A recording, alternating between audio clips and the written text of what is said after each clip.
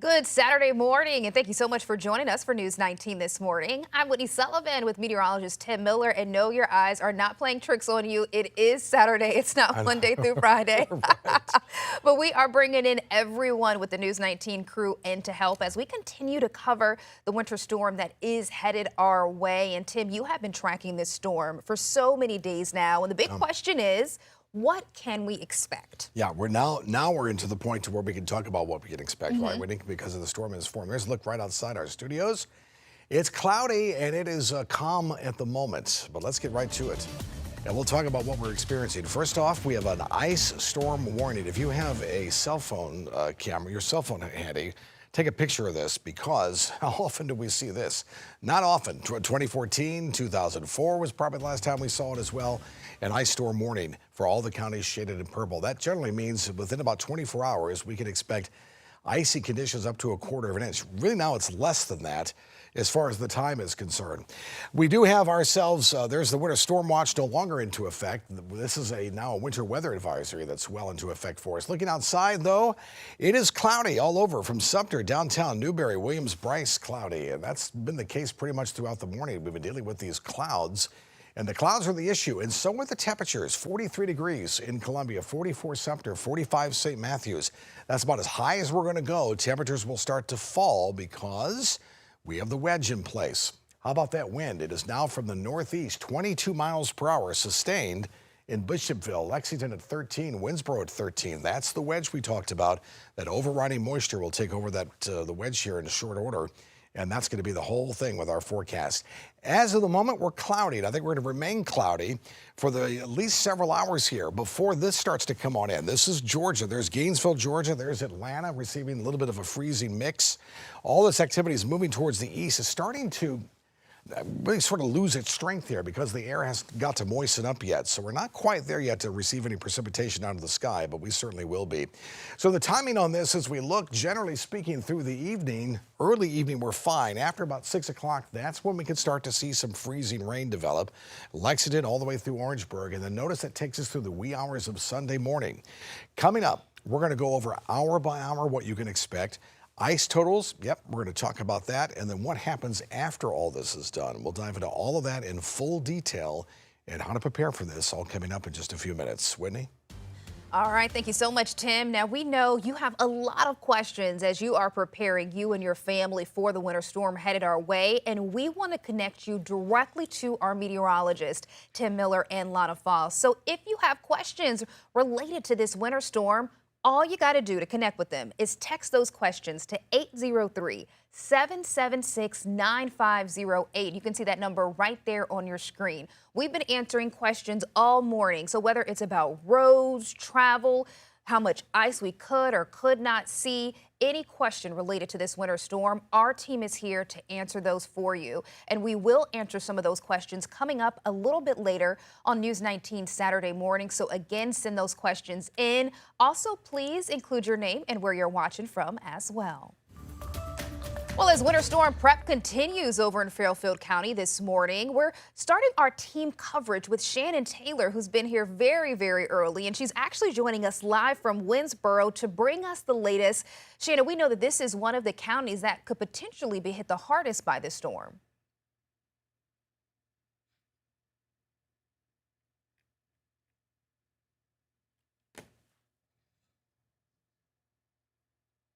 Where it's definitely feeling like that chilly weather is coming in right now. I was looking at my phone a minute ago. It said that it was 40 degrees, but it feels like 27, and that's exactly what it's feeling like. I know myself and our photographer Ryan are shivering outside right now, but go ahead and take a look right now at downtown Winsboro. Looking pretty quiet right now. We have a couple of people on the road. Just like Tim said earlier, we are seeing that cloudy weather right now. But if you are outside, we've seen some people outside going for some walks, even doing some last-minute grocery shopping. So there are people outside. They have been bundled up, and they're definitely feeling that chill right now. And as we're talking about the chill, We want to make sure that we're reminding you, as Fairfield County will be one of those places that could see potentially some pretty bad ice and even colder weather. Here's a reminder for everyone at home, making sure you're staying off the roads if it gets bad, unless completely necessary, making sure you're practicing heat safety, making sure you have your generators charged up, stocking up on supplies, medications, and charging everything. And also for what the county officials are doing, I did speak to the PIO earlier. There isn't much of an update. However, they have everyone on standby as far as public servants, EMS, police department, EOC. They have everyone ready on standby in case things do get bad. And I remember I was speaking to EMS a little bit earlier, and they did say that due to the impacts of the storm, they'll have single responders and even ambulance prepared to respond should things get bad. But for right now, it's looking pretty good out here, just very chilly.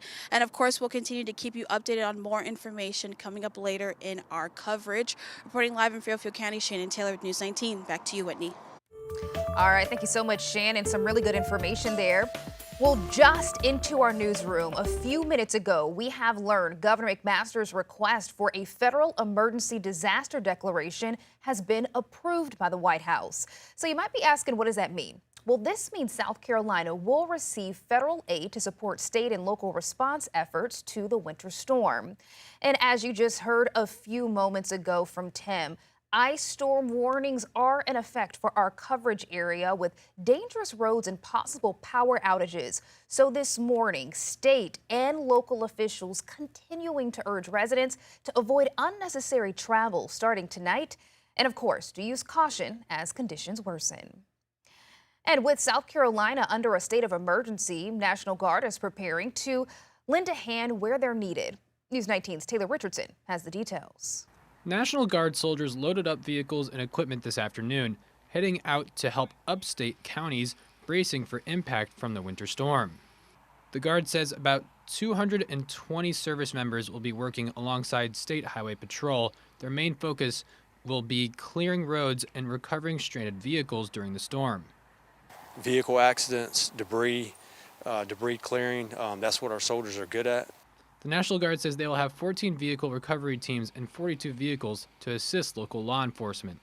The soldiers really have to take it easy because, being patient when they go out to help civilians, the response time may be a little bit slower in an ice storm. For some of the soldiers, the potential ice storm hit close to home. Anytime we had these ice storms or whatever, a lot of power would go out in my area, so we'd be a week or so without power. Sergeant Palmer is from Lake City, South Carolina, and he says helping others in his home state is what fuels him to be in the National Guard. I know in 2015, whenever I was in AIT, I was kind of in Georgia, and I kind of had to watch as, the area that I grew up in, my whole life was kind of underwater, and I wasn't able to be there for my family in person and actually give that assistance, give that comfort. So the fact that I'm able to do that now, it's beyond words to be able to describe, to be able to give that type of affection, care, love, and support to people that need it. Reporting in Eastover, I'm Taylor Richardson, News 19 WLTX. Well, as the threat of ice and power outages grows, Newberry Electric Cooperative urging customers to prepare now. Here's their president and CEO, Keith Avery. Please have some cash on hand. If it's a widespread outage, you're not going to be able to use your debit card or credit card. Have you some cash. If you're on medication, please have enough medication to last you 2 weeks. And I'm going to use this term 2 weeks because if we get a half inch or, heaven forbid, an inch of ice, 2 weeks is a conservative estimate of how long some of y'all are going to be out. Now, if you would like to see his full comments, just look for this story on our website. That's WLTX.com. Also this morning, the South Carolina Department of Public Health is opening a special triage line for residents who rely on medical equipment. Now, y'all, this line is available 24 hours a day, and it's open for those who need backup power for medical devices or medication. Now, the number to call right there on your screen. I'll read it for you. 1-833-351-9990.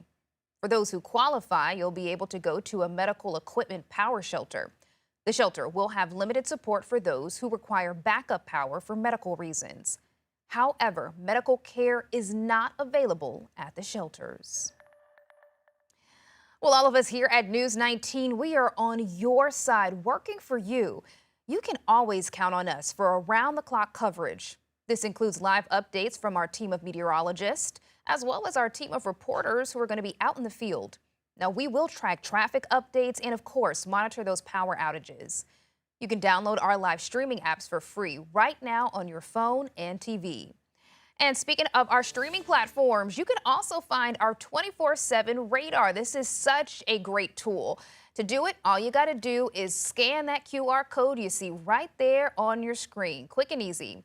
As we go through the next several days, you'll be able to track the weather in real time. We're talking all day and all night. It also has a city-by-city forecast. Again, you don't have to pay a dime. It's for free. And all you got to do is download on your TV or your phone. And to do that, just search for WLTX or use the QR code you see right there on your screen. And along with our streaming platforms, we will be providing additional coverage on your TV throughout this storm. We will be on the air starting at 4 o'clock this afternoon, giving you the latest on the storm as severe weather moves into the area. Well, still ahead on News 19 Saturday morning, snow and ice already moving through portions of the country. We'll take a look at how other states are dealing with the impacts on the other side of this quick break. And Whitney, we can't stress enough this app. This app is the greatest thing. Download our weather app. Make sure you have that on your phone. Of course, join us for all the streaming capabilities all weekend long. Our goal is to keep you updated and keeping you and your family safe. The very latest on the storm, straight ahead.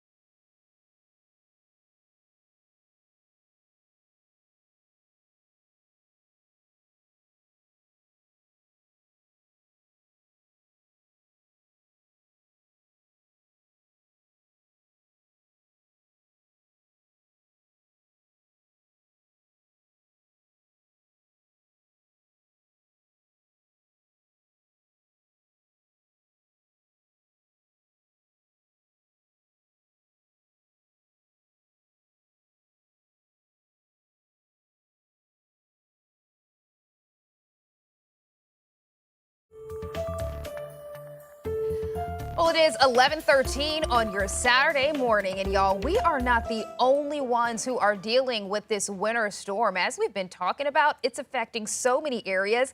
You're actually taking a live look right now at Dallas, Texas. And I know you're like, Whitney, I can't see a thing. Well, this is a great example of how they're being impacted by the storm. It looks like it's frozen over. There are some snowflakes, some frost on that camera, which is why it looks like one of my drawings from when I was in kindergarten.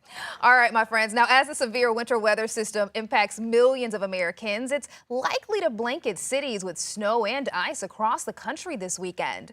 Right now, in fact, portions of the country already seeing the first snowflakes. CBS's Christian Benavidez has the latest. The first snow has already started to fall in Texas and Oklahoma, part of a winter blast that has roughly 180 million people under a winter storm warning from the Rockies to the Northeast. In Boston, grocery stores were slammed and supplies were running low at this hardware store. Yeah, we've been selling a ton of ice melt and shovels. We're running low on stock, but I think we should have enough for the storm. At least 17 states and Washington, D.C. have declared states of emergency. In New York City, up to 18 inches of snow is forecast, 700 salt spreaders, and more than 2,000 sanitation workers will be deployed. While we cannot control how much snow will actually fall this weekend, we can control how we prepare for and respond to this storm. Down south, 18,000 utility workers were pre-positioned in the Carolinas, while at Tennessee State Operations Center, officials will monitor road conditions in real time. The Salvation Army in Arlington, Texas, is preparing overnight beds and meals for people seeking refuge from the storm. And in Austin, sanitation trucks have been treating the roads. We are preparing for the worst because we never completely know what the weather is going to do in Texas. Residents here worry about a repeat of a deadly ice storm in 2021 that overwhelmed the state's power grid system, leaving millions of people in the dark and cold. The ERCOT grid has never been stronger, never been more prepared, and is fully capable of handling this winter storm. The National Weather Service is calling this system a historic storm, packing a mix of ice and snow with extremely cold air on the back end. Cristian Benavides, CBS News. So here we are this morning. Big shout out to Whitney's family, mom and family watching. They're having a viewing party this morning. So good morning. It's good to see you this morning. Let's get right to it and talk about our ice storm warning. First off, a big shout out to our folks at Dominion, Duke, Mid-Carolina Electric. You all going to be very busy. We're praying for you. Hopefully that everything's going to be okay. Thank you for all that you do and are going to do. Take a picture of this with your cell phone. Click, because how often do we see an ice storm warning for us, right? It's very rare, but we have one for all of the Midlands and the Northern Midlands all the way to the upstate. Further towards the south, this is a winter weather advisory. A little less ice, but I don't let that be a misnomer here, because I do think that's still going to be some issues. Maybe not as bad, but still issues. Even if 1/100th of an inch of ice can certainly cause us some problems. Temperatures, 43 Columbia, 45 Orangeburg. That's about as high as we're going to go. Temperatures are going to start to fall because of this. A northeast wind now. The wedge is starting to take effect, so temperatures will actually fall. And if you walk outside, it probably feels colder than it has been the last couple of days. It's a very damp cold. So now we're starting to get some moisture in the air, and that's going to be an issue, obviously, as we move forward. Cloudy skies at the moment, so getting prepared this morning through early afternoon, I think it's going to be fine. Notice as we head towards Georgia, there's Atlanta, there's Athens. As this heads towards the state, it evaporates, right? Because the column of air hasn't got to moisten up yet. That hasn't happened. That's why I think it's going to take some time, maybe 6, 7 o'clock tonight before we get everything rolling. 24 hours ago, this didn't exist. I said, just give it some time. And now look, whoosh, this is what we're dealing with here. Rain, sleet, snow, the whole 9 yards, thunderstorms in parts of Houston. So this is a pretty big system, and this is what's going to be headed our way as we move forward. Let's get right to it. This starts at noon today. A little bit from now, this is looking ahead here. Notice we have plenty of clouds, so take it through the afternoon time. There's 4 o'clock, it's still cloudy. Not until we get to about now 8 o'clock. So this is a brand new update, all right? You and I are seeing this for the first time here. So here's 8 o'clock, brings in some rain, and now our freezing rain starts out about 10 o'clock. This has a little bit more rain pushed in here. I think that's maybe a little overdone because the wedge is still in place. Notice by about midnight, yep, that's when we start to get some freezing rain here, further down towards Aiken, places like northern Orangeburg counties. And then notice our timeline. There's 1, 2, 3, 4 o'clock. We're dealing with freezing rain. Notice the rain now from the PD towards Myrtle Beach. A little warmer temperatures. 6 o'clock Sunday morning, off to church and Sunday school. Give yourself a lot of extra time. See if you can do a later service. Sunday morning, it sort of stops here. In southern Lexington, Calhoun County, I still think that'll be further towards the south with the wedge in place. Not by much, because once we get to noontime Sunday, Freezing rain goes to the north. We warm those temperatures up a little bit. Now we're into rain, maybe even a little bit of sleet. We're into 7 o'clock Sunday night, so we've had some opportunity to deal with some rain. Here comes this yellow blob here. That's some heavy rain, maybe some sleet mixed in, and that's at 9 o'clock on Sunday night. Notice we're at 11 o'clock Sunday, dealing with rain, but it starts to move off towards the east. 3 o'clock in the morning on Monday, we're starting to see the end of it, and there you go, 5, 6 o'clock. Monday, it is done. It moves off towards the east. How much ice can we expect? The monos are trying to give us less and less opportunities of ice. I think they're not taking the wedge into effect at this point. The wedge is a big factor for us, and everything revolves around temperature. Even the slightest 1 or 2 temperature degree can mean the difference between sleet, freezing rain, or just rain. So this is our current thinking. Less than 1/4 of an inch through the central Midlands, a little higher towards the north. So be prepared, certainly for power outages and some trees down. I want to show you one in-house model that sort of matches our thinking here with this. I think it takes the wedge into effect. Notice we go through Saturday, Sunday. This is adding the ice here, a little less to the south, that makes sense. A little more towards the north, but a lot less than some of the other models have been saying. So this is something we'll be keeping a very close eye on, obviously, as we go through time. So here's what we can expect. By about 6 tonight, things get started. Ends by about 6 a.m. Monday. Periods of rain, freezing rain and sleet. There's our ice totals. Southern Midlands, Central Midlands, Northern Midlands, maybe 1/4 of an inch. We'll be tweaking this as we go along. There certainly will be some power outages. I'm not thinking it's going to be something big widespread, but it will happen, and some trees will be down as well. So extra caution, of course. 7-day forecast. Here's our alert day, Saturday, Sunday, and Monday, but I call your attention to Tuesday morning at 15 degrees. We could be dealing with pipes maybe bursting then because of the cold temperatures, as we could be down to 10 degrees in some places. We'll keep an eye on that as well as we get closer in time. The rest of the week looks to be very chilly and cold. That's the very latest with your forecast. We'll have, of course, more coming up this morning and always online and on our app throughout the day.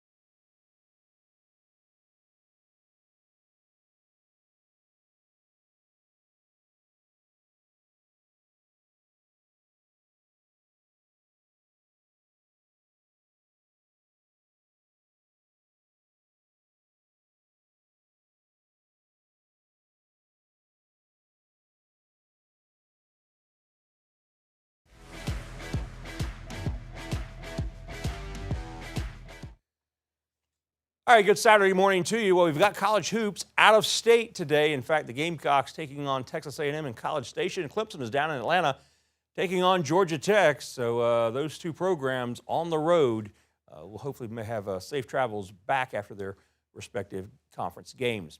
Meanwhile, let's talk Clemson football. That's been the big story yesterday as Dabo Swinney absolutely went off on Ole Miss as he accused new head football coach Pete Golding in Oxford of blatant tampering concerning linebacker Luke Farrelly. The backstory is Clemson has landed Farrelly from Cal out of the portal. Sweeney actually laid the timeline in a very detailed manner in yesterday's news conference, where the ACC Defensive Rookie of the Year had signed with Clemson, enrolled at Clemson, was working out with the football team, and was attending team meetings. But then Ole Miss began reaching out, even after the Clemson coaches were assured that Farrelly was all in. But head coach Pete Golding, per Sweeney, actually texted Farrelly, who was in an 8 a.m. class. And eventually the full court press led to Farrelly pulling out of Clemson, officially re-entering the portal, but his new destination was all but set. But Sweeney's rant, which was nothing short of scorched earth, is up on our website and the WLTX app. But just a portion of how he called out Ole Miss in a manner probably not seen or heard of in recent memory is up on our social media and our digital channels. And that's just safe to say that the microphone was probably melted after this. This is not about a linebacker at Clemson. I don't listen. I feel sorry for I think it's a symptom of a system that you have a kid that I meet at 9:30 and he's signing the next. Like I feel sorry for the young man, to be honest with you. I blame the adults. I stay in my lane most of the time. I've seen a lot of things in my days, and I'm like, hey man, you just do whatever you're gonna do. But here's what I'm gonna do. I've always just kind of stayed in my lane and handled my business. And I've stayed focused on Clemson. But I am not going to let someone just flat out tamper with my program. If you tamper with my players, I'm going to turn you in. It's just that simple. And again, maybe I'm wrong. Maybe they've done. Maybe this isn't tampering. I don't know. Maybe I just need to get some clarification on what tampering is. But I understood tampering to be if someone is signed and in classes and not in the portal, because he's not in the portal, he had to re-enter the portal, then that's the definition of tampering. So if it's not, then my apologies. But that's what I see as tampering. This is crazy, and it's just another reason why we need change. You can't even sign a guy and go to class and work out and have meetings and even know that that's your roster. You can't sign with the Browns and practice a week, and then the Dolphins call you and say, hey, we're going to give you a little more money, and you say, see you, boys, and you go play for the Dolphins. That's not the real world. And so it's total chaos. We have to fix this chaos that's going on in college football.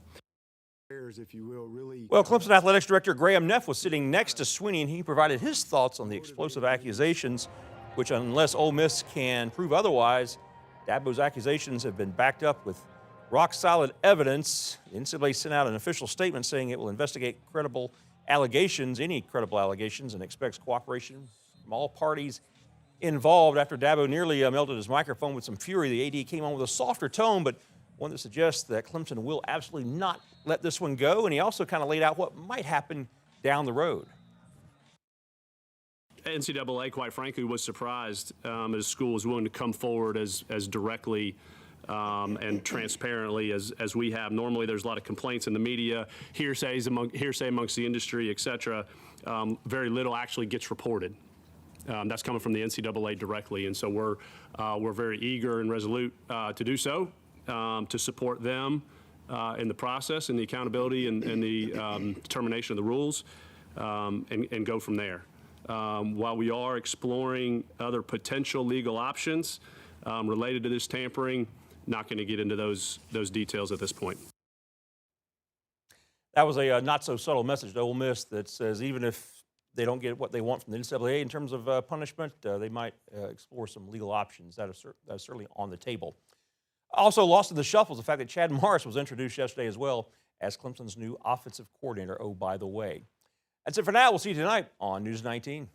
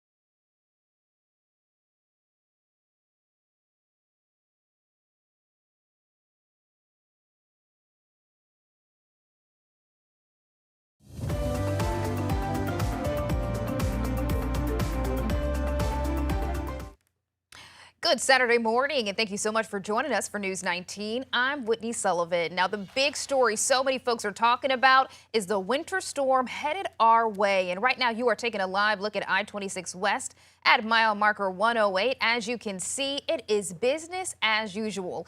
However, things are going to start looking different as the day goes on because we are expecting to deal with some ice.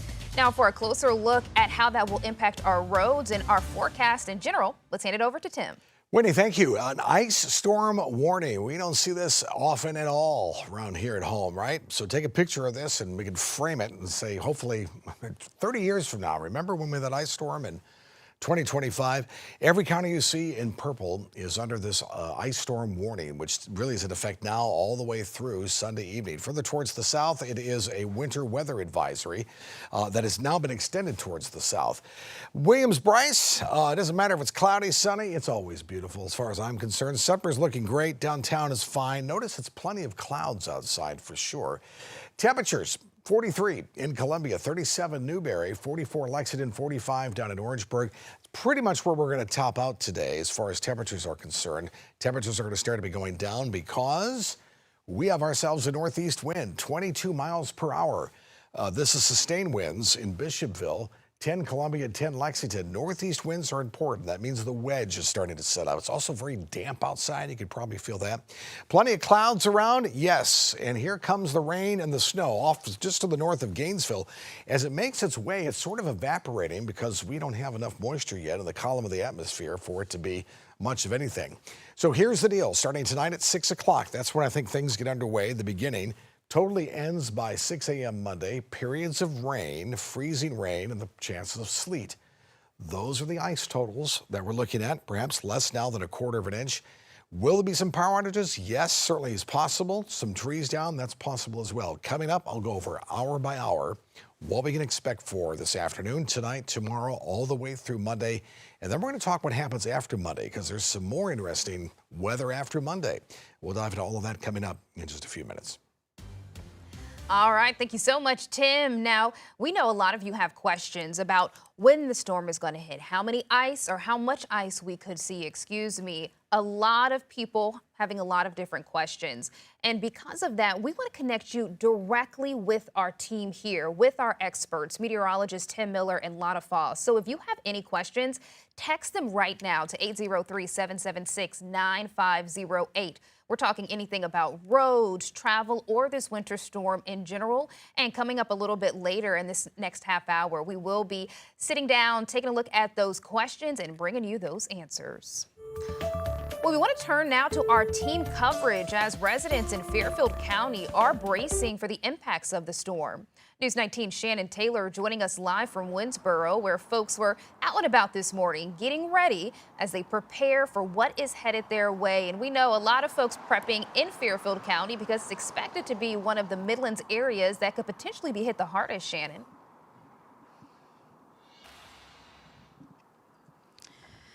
That's right, Whitney. And it's actually very crazy from the time that we were first live at 11 up until maybe 15 minutes ago. There have been people stopping us and asking us about a potential fire. I don't know if you can even see it, but this entire strip of downtown Winsboro where we are was full of smoke a minute ago. You couldn't even see the road. So things are getting a little active currently in Fairfield County. But again, as we're talking about these winter storms, yes, there were a lot of people that were out earlier today at one of the grocery stores.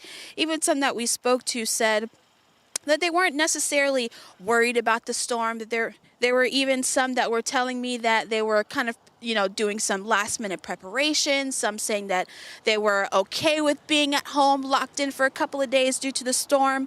And we even spoke to one resident who tells me that her and her husband were out doing some last minute shopping as they prepare for what's to come to Fairfield County. Yeah, we keeping in the track of it, When it comes, we make sure we got plenty of heat and stuff like that, keep warm, plenty of food, Because sometimes when the storms come, people have electric stoves and stuff like that. So we keep canned goods and stuff like that, and make sandwiches and stuff like that, and keep plenty of water.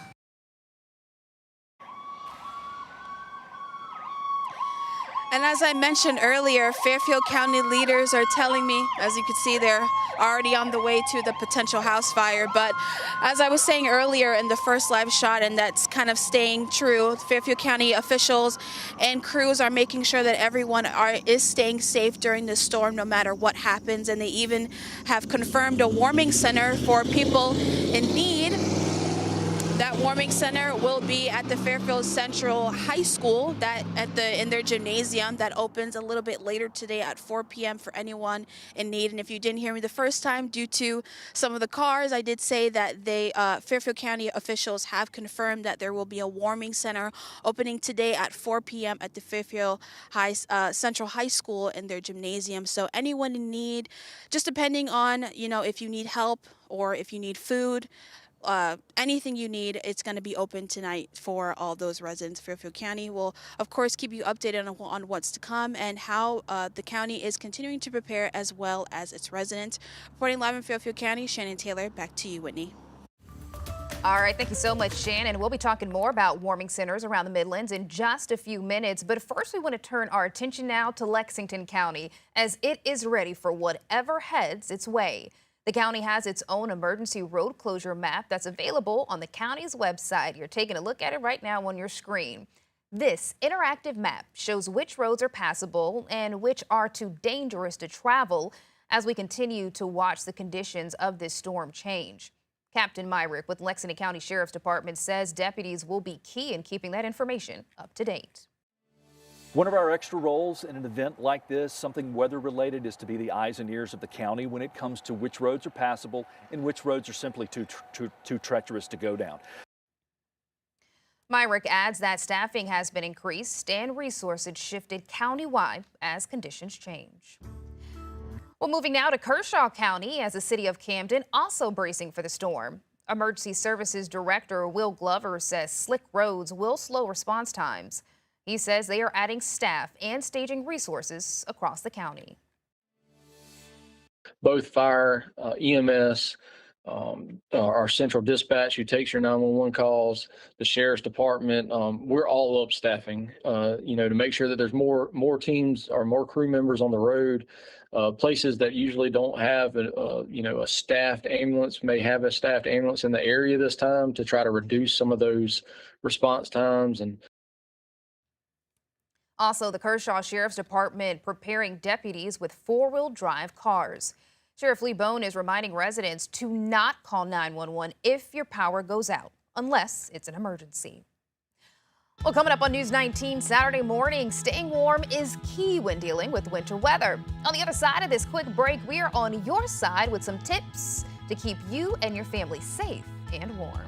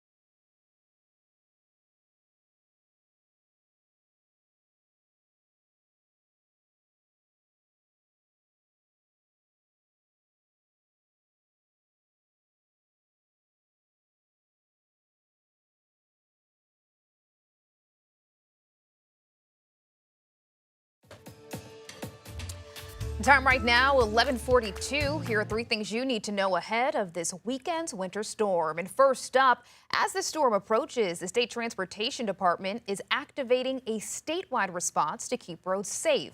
Nearly 4,000 employees are positioned across our state to help when necessary.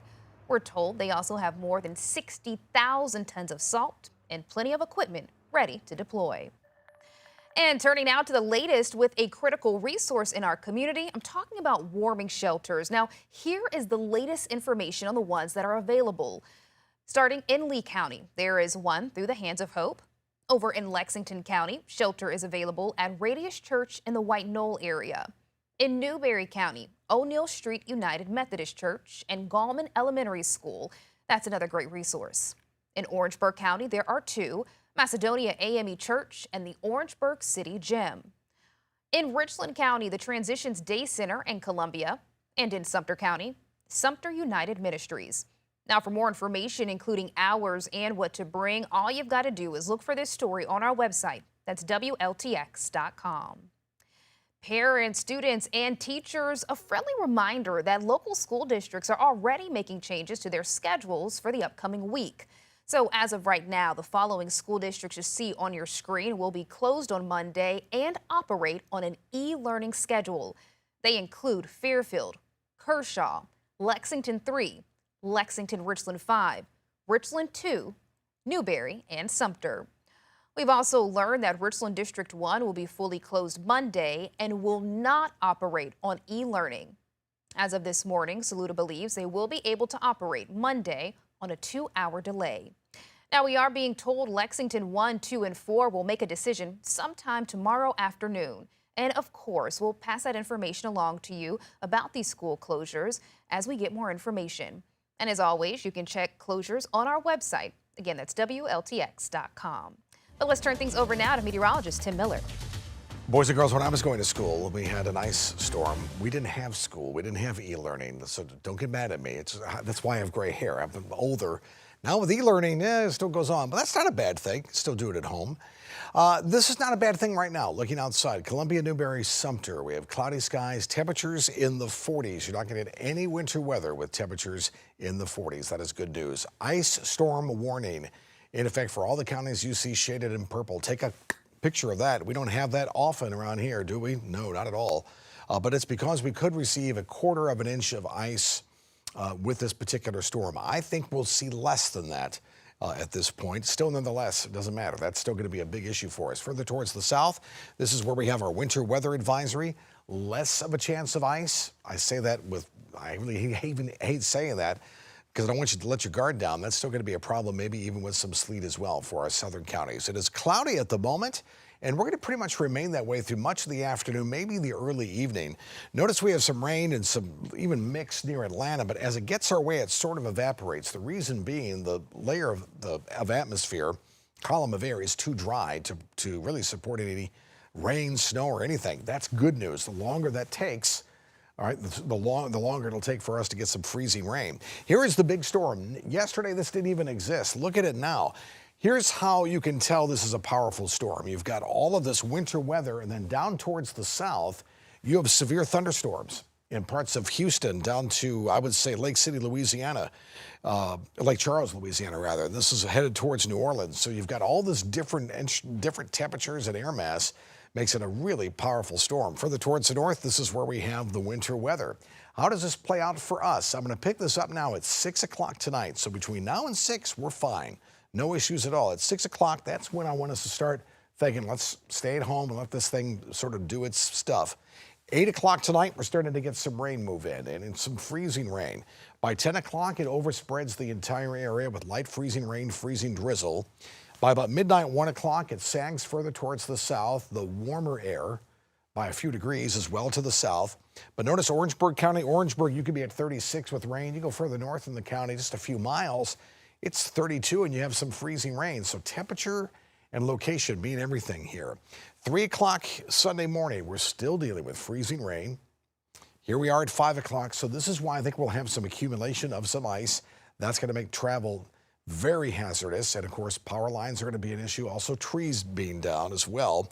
Notice as we go into about 10 o'clock, all this sort of moves towards the north. I'm not 100% sold we won't have still some freezing rain to the south. I think the wedge is still in place. Notice, though, after that, boom, we start to get that warmer air. The freezing rain moves towards the north, and this turns to rain. This is 11 o'clock Sunday morning. Here's noon Sunday. 1, 2 o'clock, this is rain, maybe mixed with a little bit of sleet. You know, these darker colors, that's where I think we have sleet coming in. Here comes this big yellow blob. That certainly is some heavy rain and maybe some sleet mixed in. But by now, it is Sunday night, so we're done with any freezing rain. We can handle sleet. Sleet you can walk on or shovel if necessary. You can't do that with ice. Here's 11 o'clock Sunday, still some more rain, maybe a little bit of sleet. And then there we are, 5 o'clock, 6 o'clock Monday morning. It's done, and it's moved on out, and we'll start to clear out. How much ice? At least at this point, less than 1/4 of an inch. Still, that's going to be a problem for us. We could have some power outages, trees down, a little bit more to the north, a little bit more to the south. As things start to move throughout the day here, we'll continue to update you, of course, on air, online, and of course on our app for the very latest. 6 to 6. Starting tonight, ending by 6 a.m. Monday. There's our ice totals, possibly a little more towards the north. We certainly will have some hazardous travel, some power outages, and the possibility of trees being down as well. Again, I'm not expecting big, widespread power outages, but certainly that is a likelihood in some areas for sure. Here's our alert days, Saturday, Sunday, and Monday. But notice Tuesday, we're at 15 degrees. It could be even colder than that. So that's some really cold air behind that. That's going to create some more problems for us as well. And then you'll notice as we go through the rest of our 7-day forecast, it is still on the cold side. That's the latest.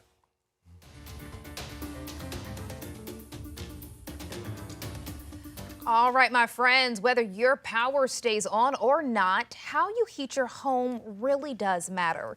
In fact, carbon monoxide is colorless, odorless, and can quickly become deadly when generators or alternate heating sources are used incorrectly. Columbia Fire Chief Aubrey Jenkins explains safe heating options, and South Carolina Poison Control explains what to do if carbon monoxide alarms start going off in your home. If you got a fireplace, use your fireplace. However, if you don't have a fireplace, then the only thing I say, just get you some warm blankets.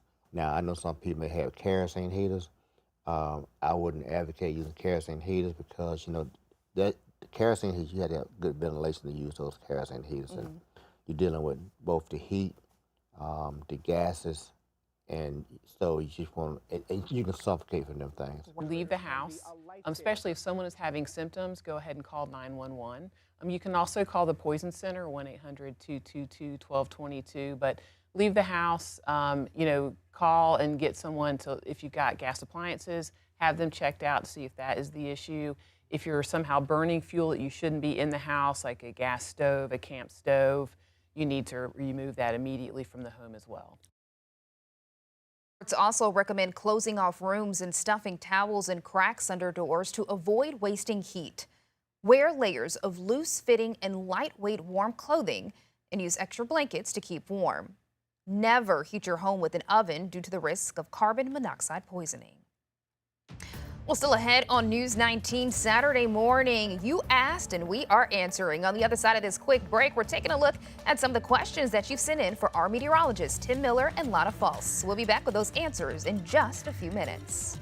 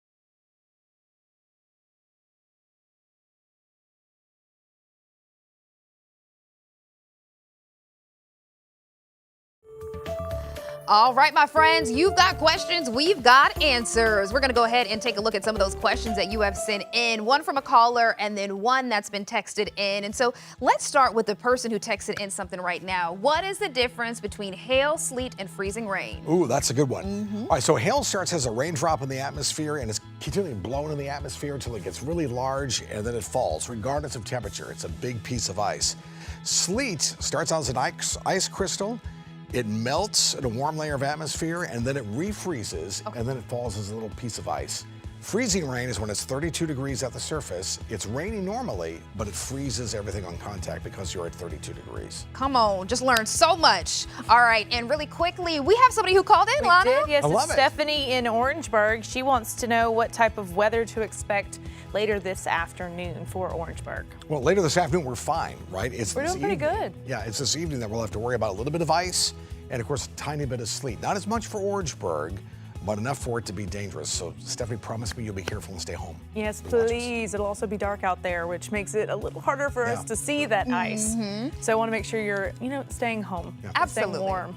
All right, my friends. So I know sometimes we sound like a broken record, but that's because we want you to be safe, stay warm, stay safe, and of course, check on your loved ones as well as we all continue to navigate this winter storm together. And before you know it, we're going to be on the other side enjoying a lot of sunshine, right? And 95 degrees. And 95 degrees. Glass half full here at News 19 this morning. Of course, our team has you covered. Any question you have, everything you want to know, you can find us on our website. We're on Facebook Live, WLTX Plus. We have a radar. I mean, That radar thing is so the bomb. cool. It's the amazing. bomb. It's the bomb. All right, my friends. Again, There it it is. Isn't Sweet. it so cool? I love weather. I love it.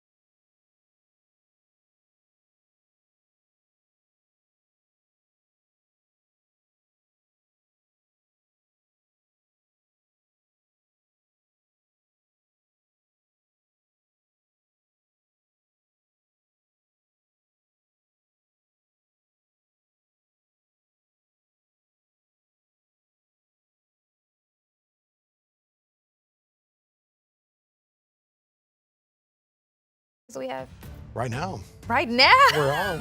We got to say goodbye. All right, my friends. Bye. We'll see you later.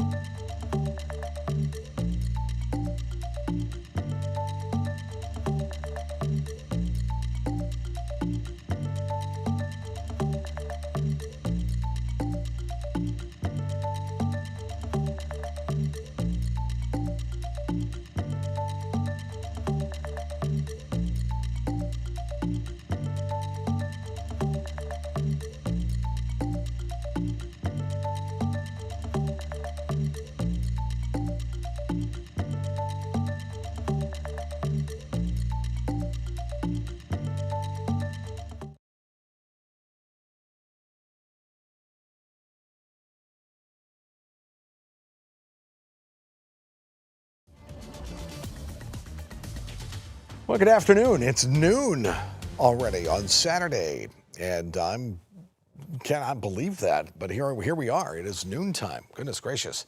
News 19 meteorologist Tim Miller, and welcome. Glad you're here. Let's get to our forecast and anything that's changing, any little tweaks, we're going to pass it along to you. We are on every 30 minutes with the very latest until this storm is done. However long that takes, doesn't matter, storm. We got you. So let's talk about this. Our ice storm warning. I was telling Whitney just a few minutes ago, this is something to take a picture of because and frame it, because we very seldom have an ice storm warning. I mean, goodness, this is a rarity for us, so we can save it, and then 30 years later from now, we can show, hey, remember that ice storm warning in 2025? All right, here we are. So that means all counties shaded in purple, which is not only basically our entire viewing area, except our southern viewing area, but it's also for all counties up towards Greenville, Spartanburg, the upstate, even towards the PD. Does not include parts of the Grand Strand where it is, at this point, a winter weather advisory. You'll notice, though, not a winter weather advisory along the immediate coast. Georgetown, McClellanville, down maybe even down to Charleston. Right along the coast, it's warmer. You go about 20 miles inland, all bets are off at that point. Then it gets obviously colder. What does this mean exactly for our friends in Orangeburg and Clarendon County? This means that you're certainly going to have an opportunity of freezing rain, just not as much. Maybe a little sleet, just not as much. It'll be more rain than anything else. But don't let your guard down. Don't think, well, okay, I'm only going to get a little bit of ice. Nope. Hundredths of an inch of ice can cause many, many problems. Somebody sent me a picture a few years ago of a little tree branch with ice on it. I'm going to post that on my Facebook site. Give you an idea of what ice can do and how much it weighs. We just don't realize that, and that's really the big issue. Current temperature 43 degrees in Columbia, 46 in Orangeburg. Actually, it's going up a little bit, temperature in Orangeburg. Camden 39, Newberry at 37. So temperatures, frankly, I think are the highest they're going to go. We were at 44 about 2 o'clock this morning in Columbia, so we're 43. We're slowly going down. We're not going to get into the 50s at all today. Here's one of the reasons: we have a northeast wind. That northeast wind, look at that, 15 miles per hour to Camden. Why is that important? Because that's the wedge that is setting up. So this northeast wind of ours with the wedge and the overriding moisture, that's going to be the problem, and temperatures will start to fall. Now, right now, there's no way on earth we can get any winter weather precipitation, not with these temperatures. Clouds, yep, we got them, plenty of them all over the place. Notice that we have a little bit of rain, sleet, snow north of Atlanta suburbs, also near Athens. As it tries to make its way across the Savannah River, then towards the upstate, it sort of dissipates. The reason being, for now, is that the air is fairly dry. So we have to have what we call a column of air from the surface to a loft to be moist. And when that happens, that's when we can start to get precipitation. But that whole column of air has got to get moist first. And that's what we're trying to do here. So until then, which is going to be a while, I think we're going to remain dry for much of the afternoon until the early evening. Here's the storm center in parts over Houston. I want to go, and this is a big deal. This is a big storm. And you can tell it's a big storm by a couple of things. One, the severe weather. So this is I-10.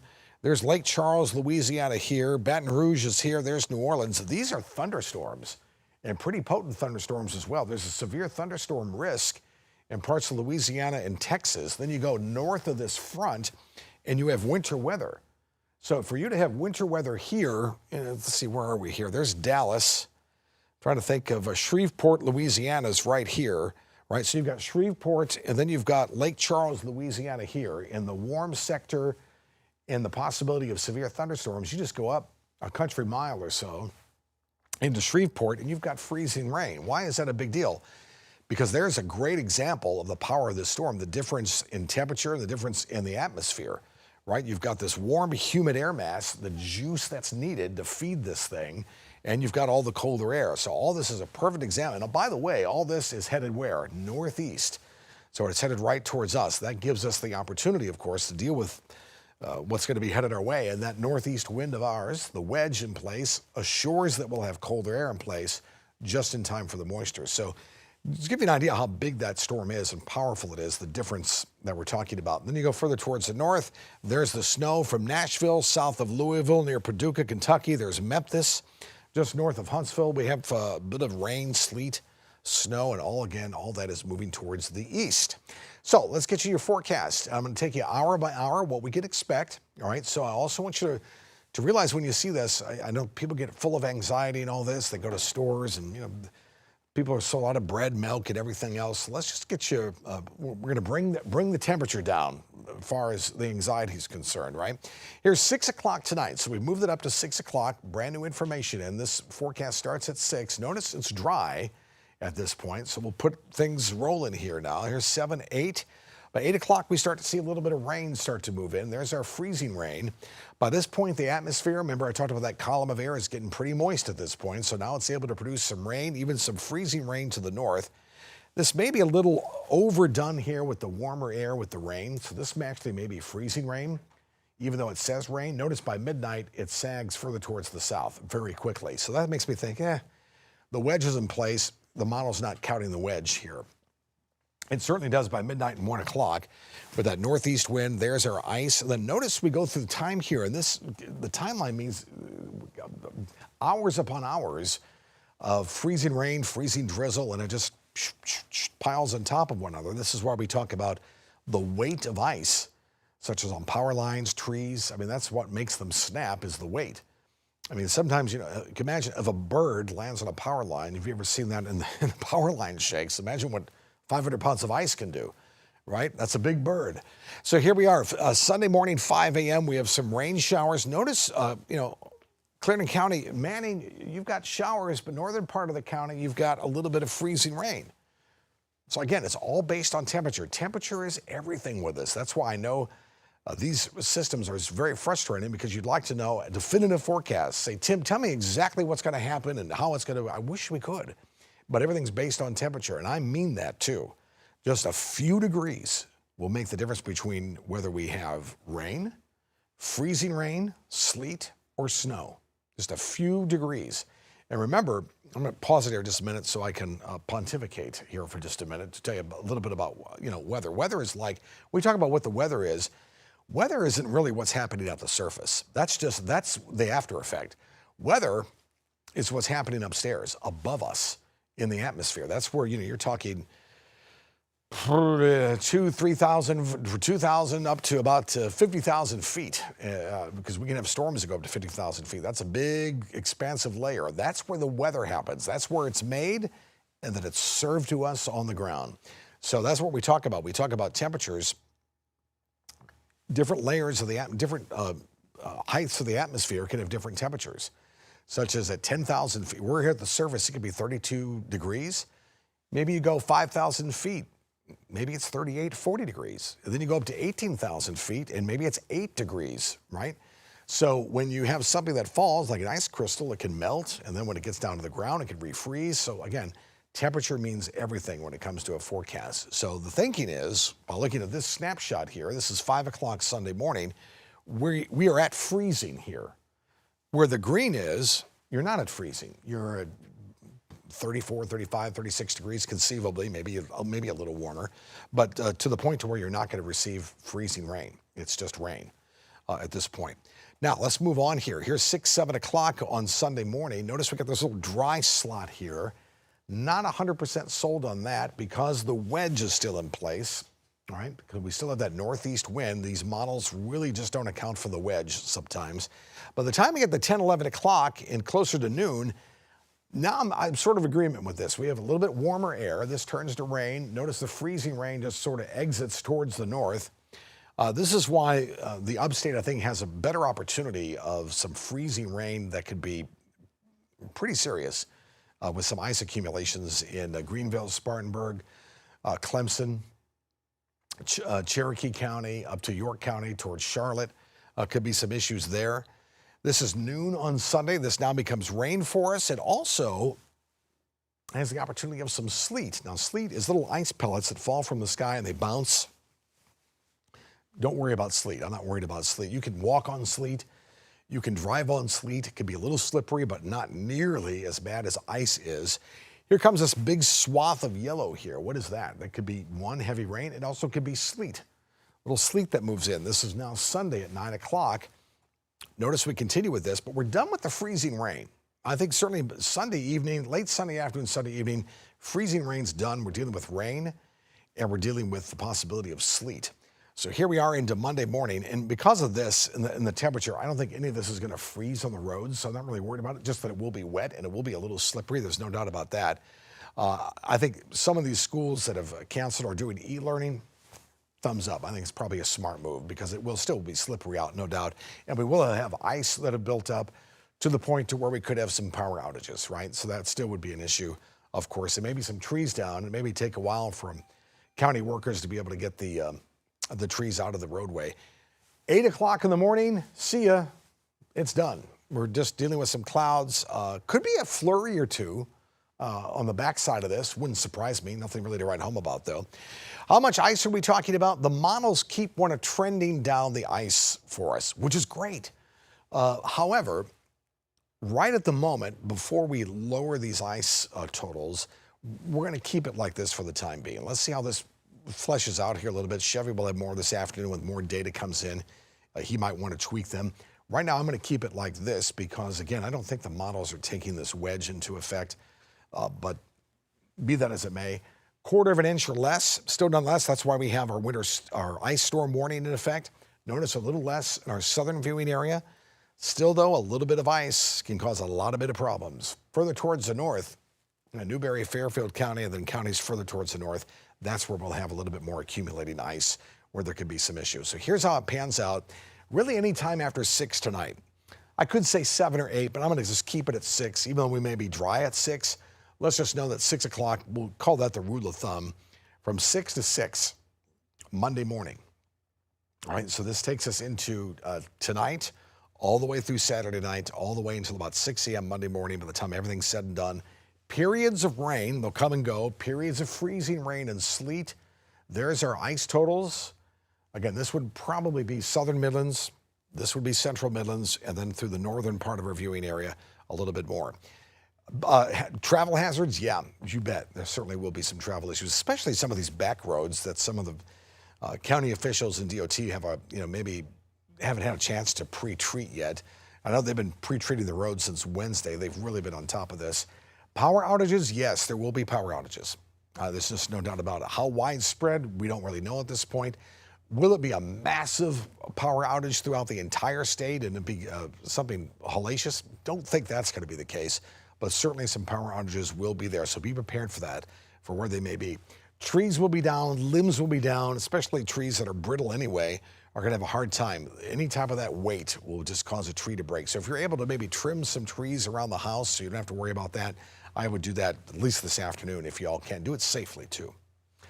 7-day forecast. Saturday, Sunday, and Monday. These are our alert days. Notice Tuesday's at 15 degrees. That adds another little problem because 15 degrees, that's Columbia. I think that some of our colder locations could see a 10, maybe a 9. Yikes, that's really cold even for us. That's off the chain cold. That's not even wind chill, that's actual temperature. If we get that way, if it gets down that low, we could actually have some pipes that start to burst. That's when we worry about pipes. So now we've got this mess going on, and we may have to worry about some pipes on Tuesday. So be prepared for that. Make sure you wrap your pipes. Faucets outside, make sure you put one of those little faucet protectors. If you don't have one of those, just wrap it up in some socks, maybe some old t-shirts, wrap some duct tape around the thing. I mean, you've got to improvise with these things, right? Use what you got. No, then we're in the 20s and teens again by Friday. I think Friday is going to be another cold day. 18, it's 42 maybe pushing it. And then people keep asking me, Tim, what about next weekend? I see there's something else coming our way. Let's not even talk about next weekend. Let's get through this first, right? Let's get through this, and then we'll worry about next weekend because I promise you things will change as they change with any winter type of situation. It'll change for next weekend too. But in the meantime, after this is done, we just have to worry about some chilly temperatures. All right, that's the very latest. We're back again at the half hour for the very latest. We'll see you then.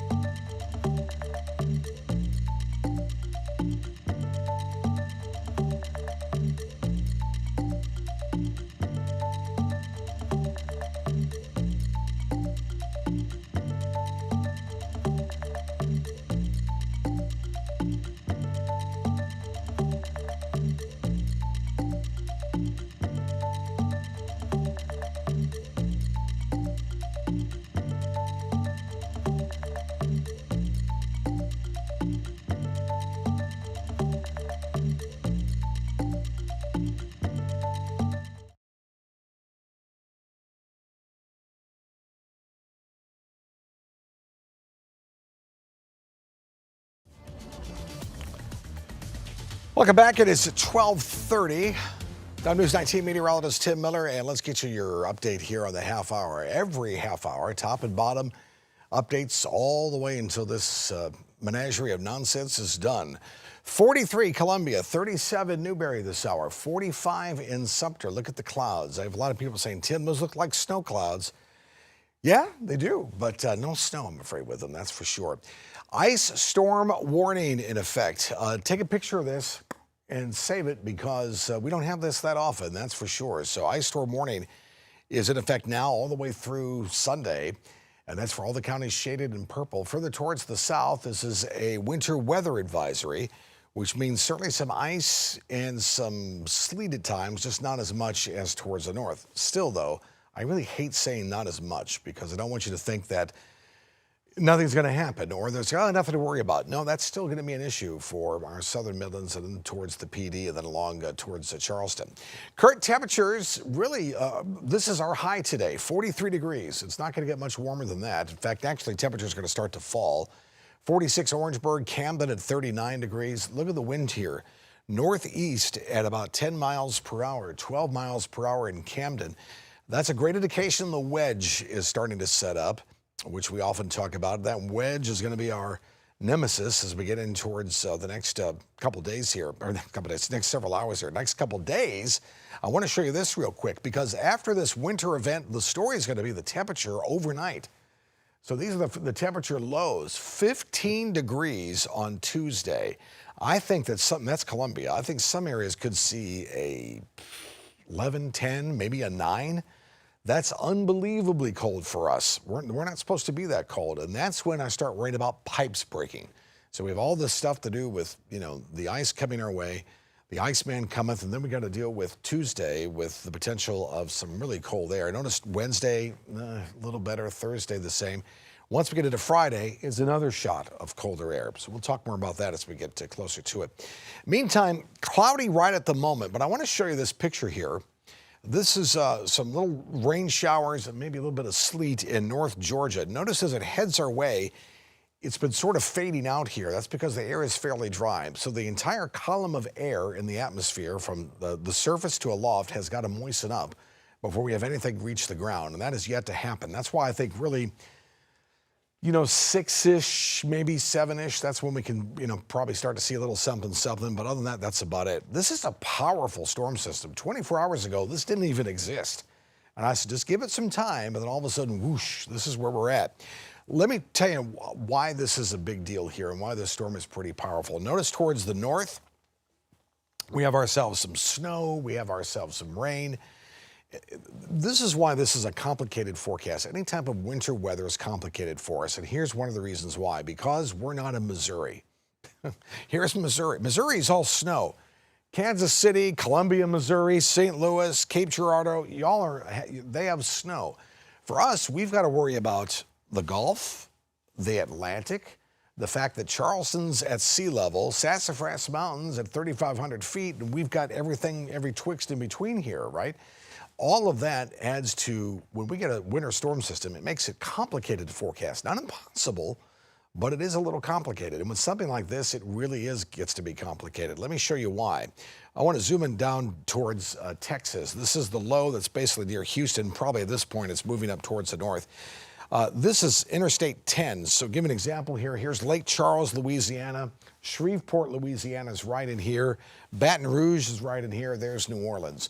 This is severe thunderstorms. It's warm, it's humid. You're talking about some heavy rain, the possibility of some severe weather.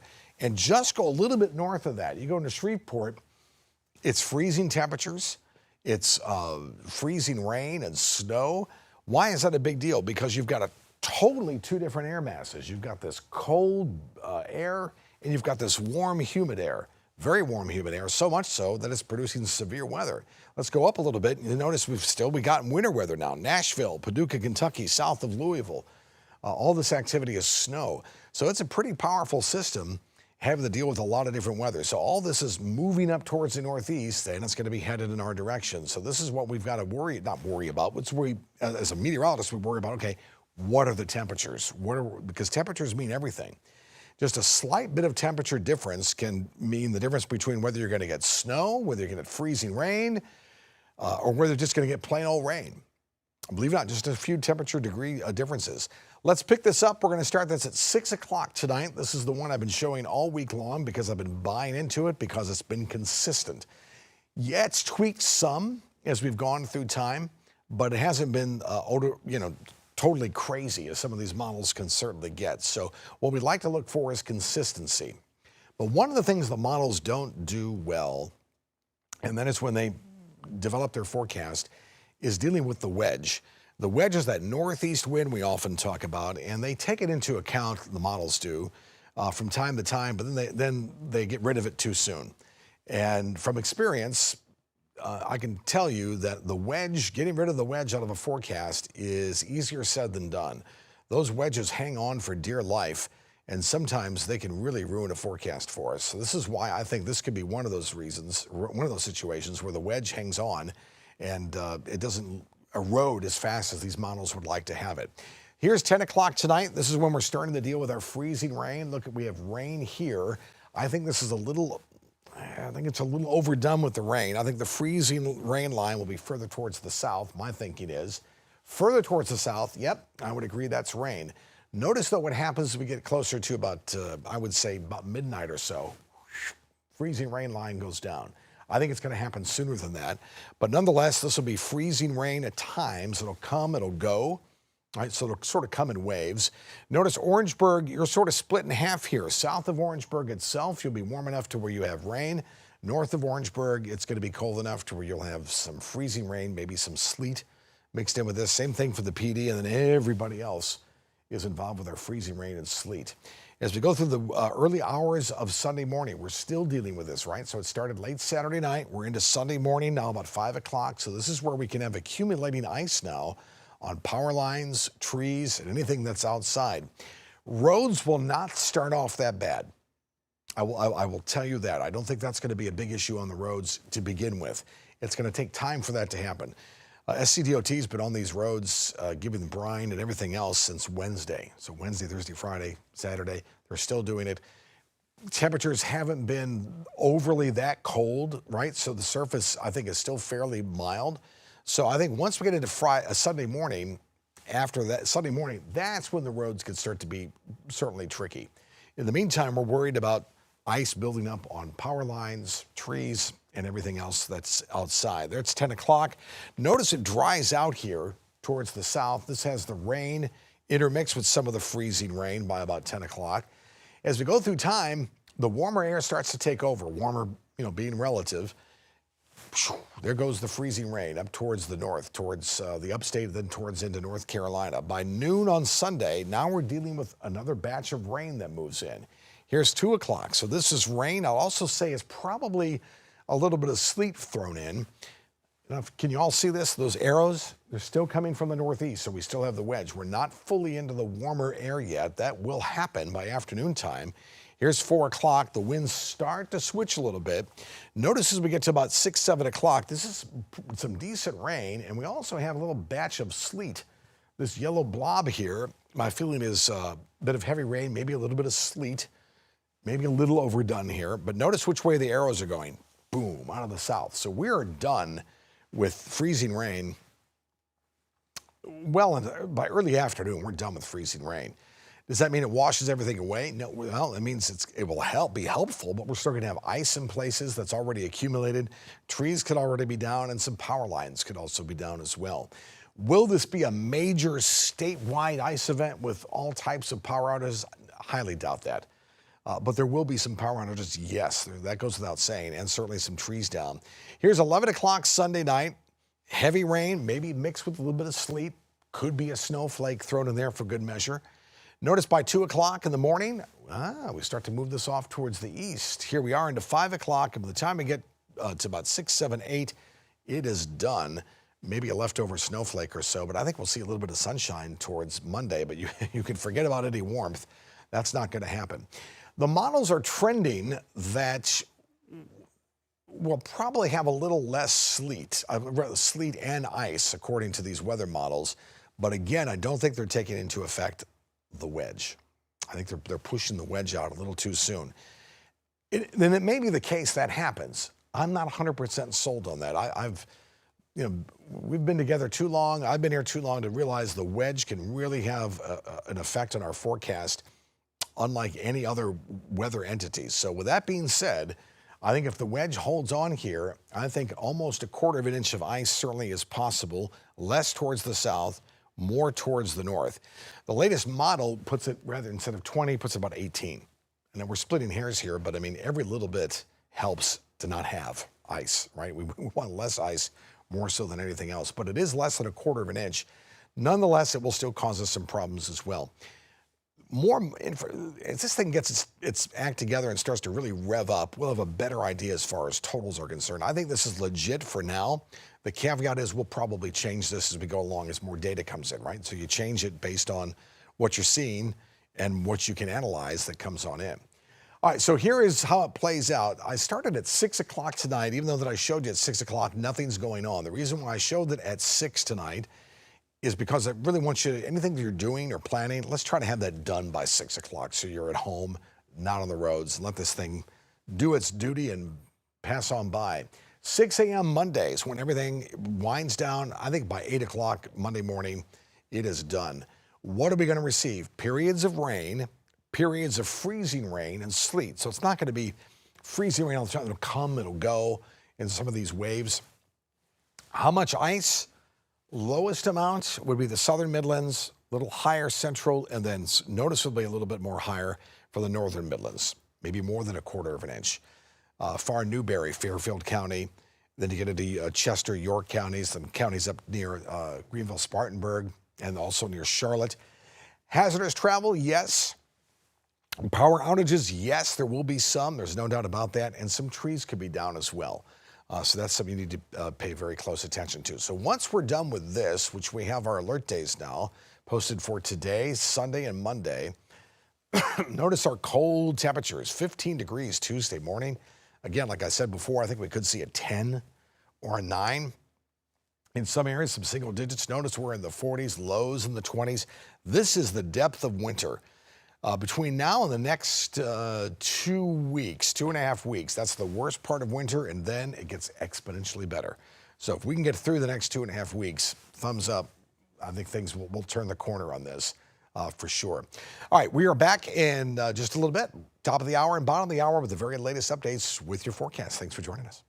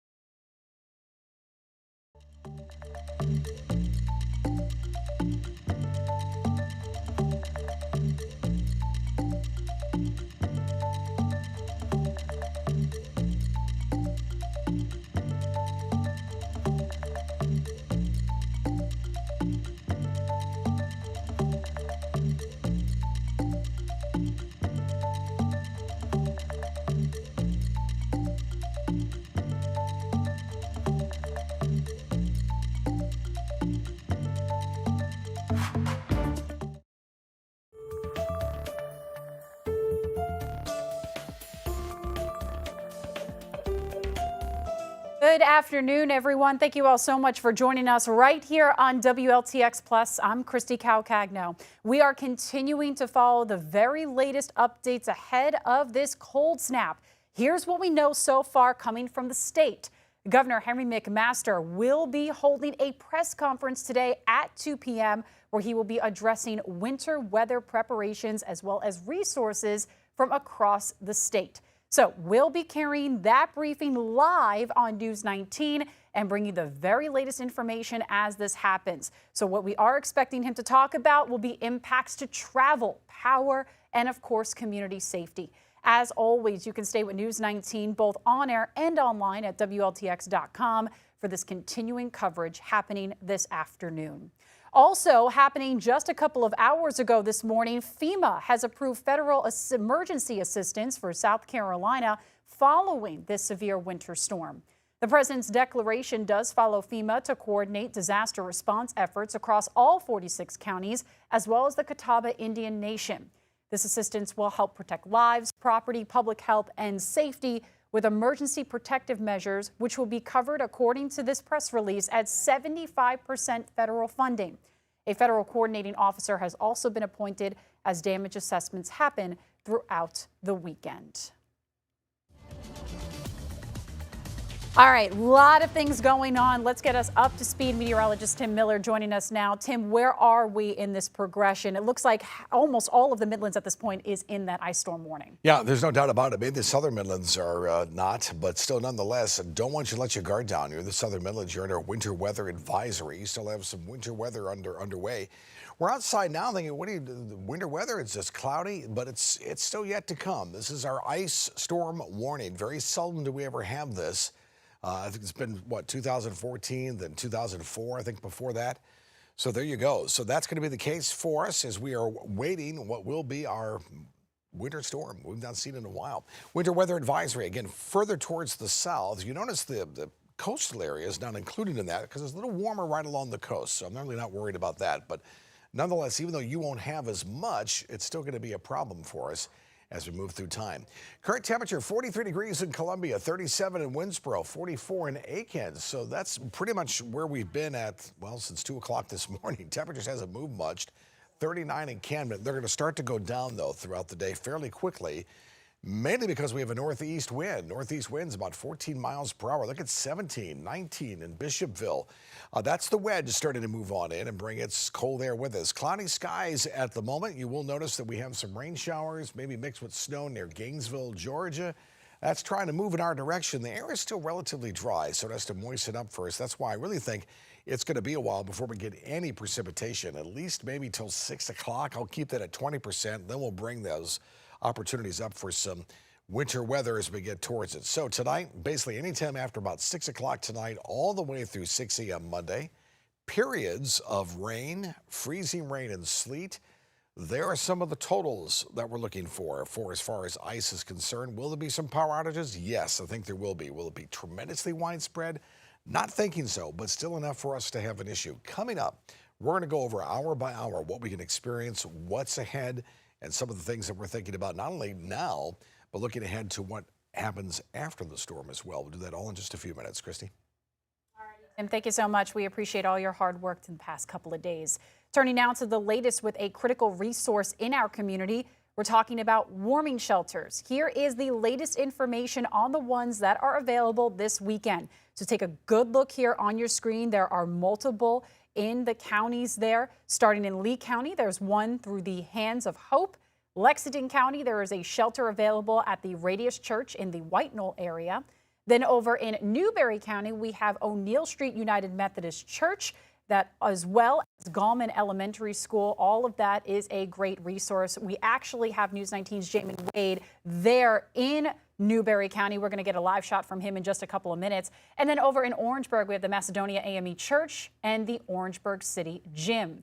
In Richland County, the Transitions Day Center in Columbia, and then over in Sumter County, the Sumter United Ministries as well, opening up a shelter.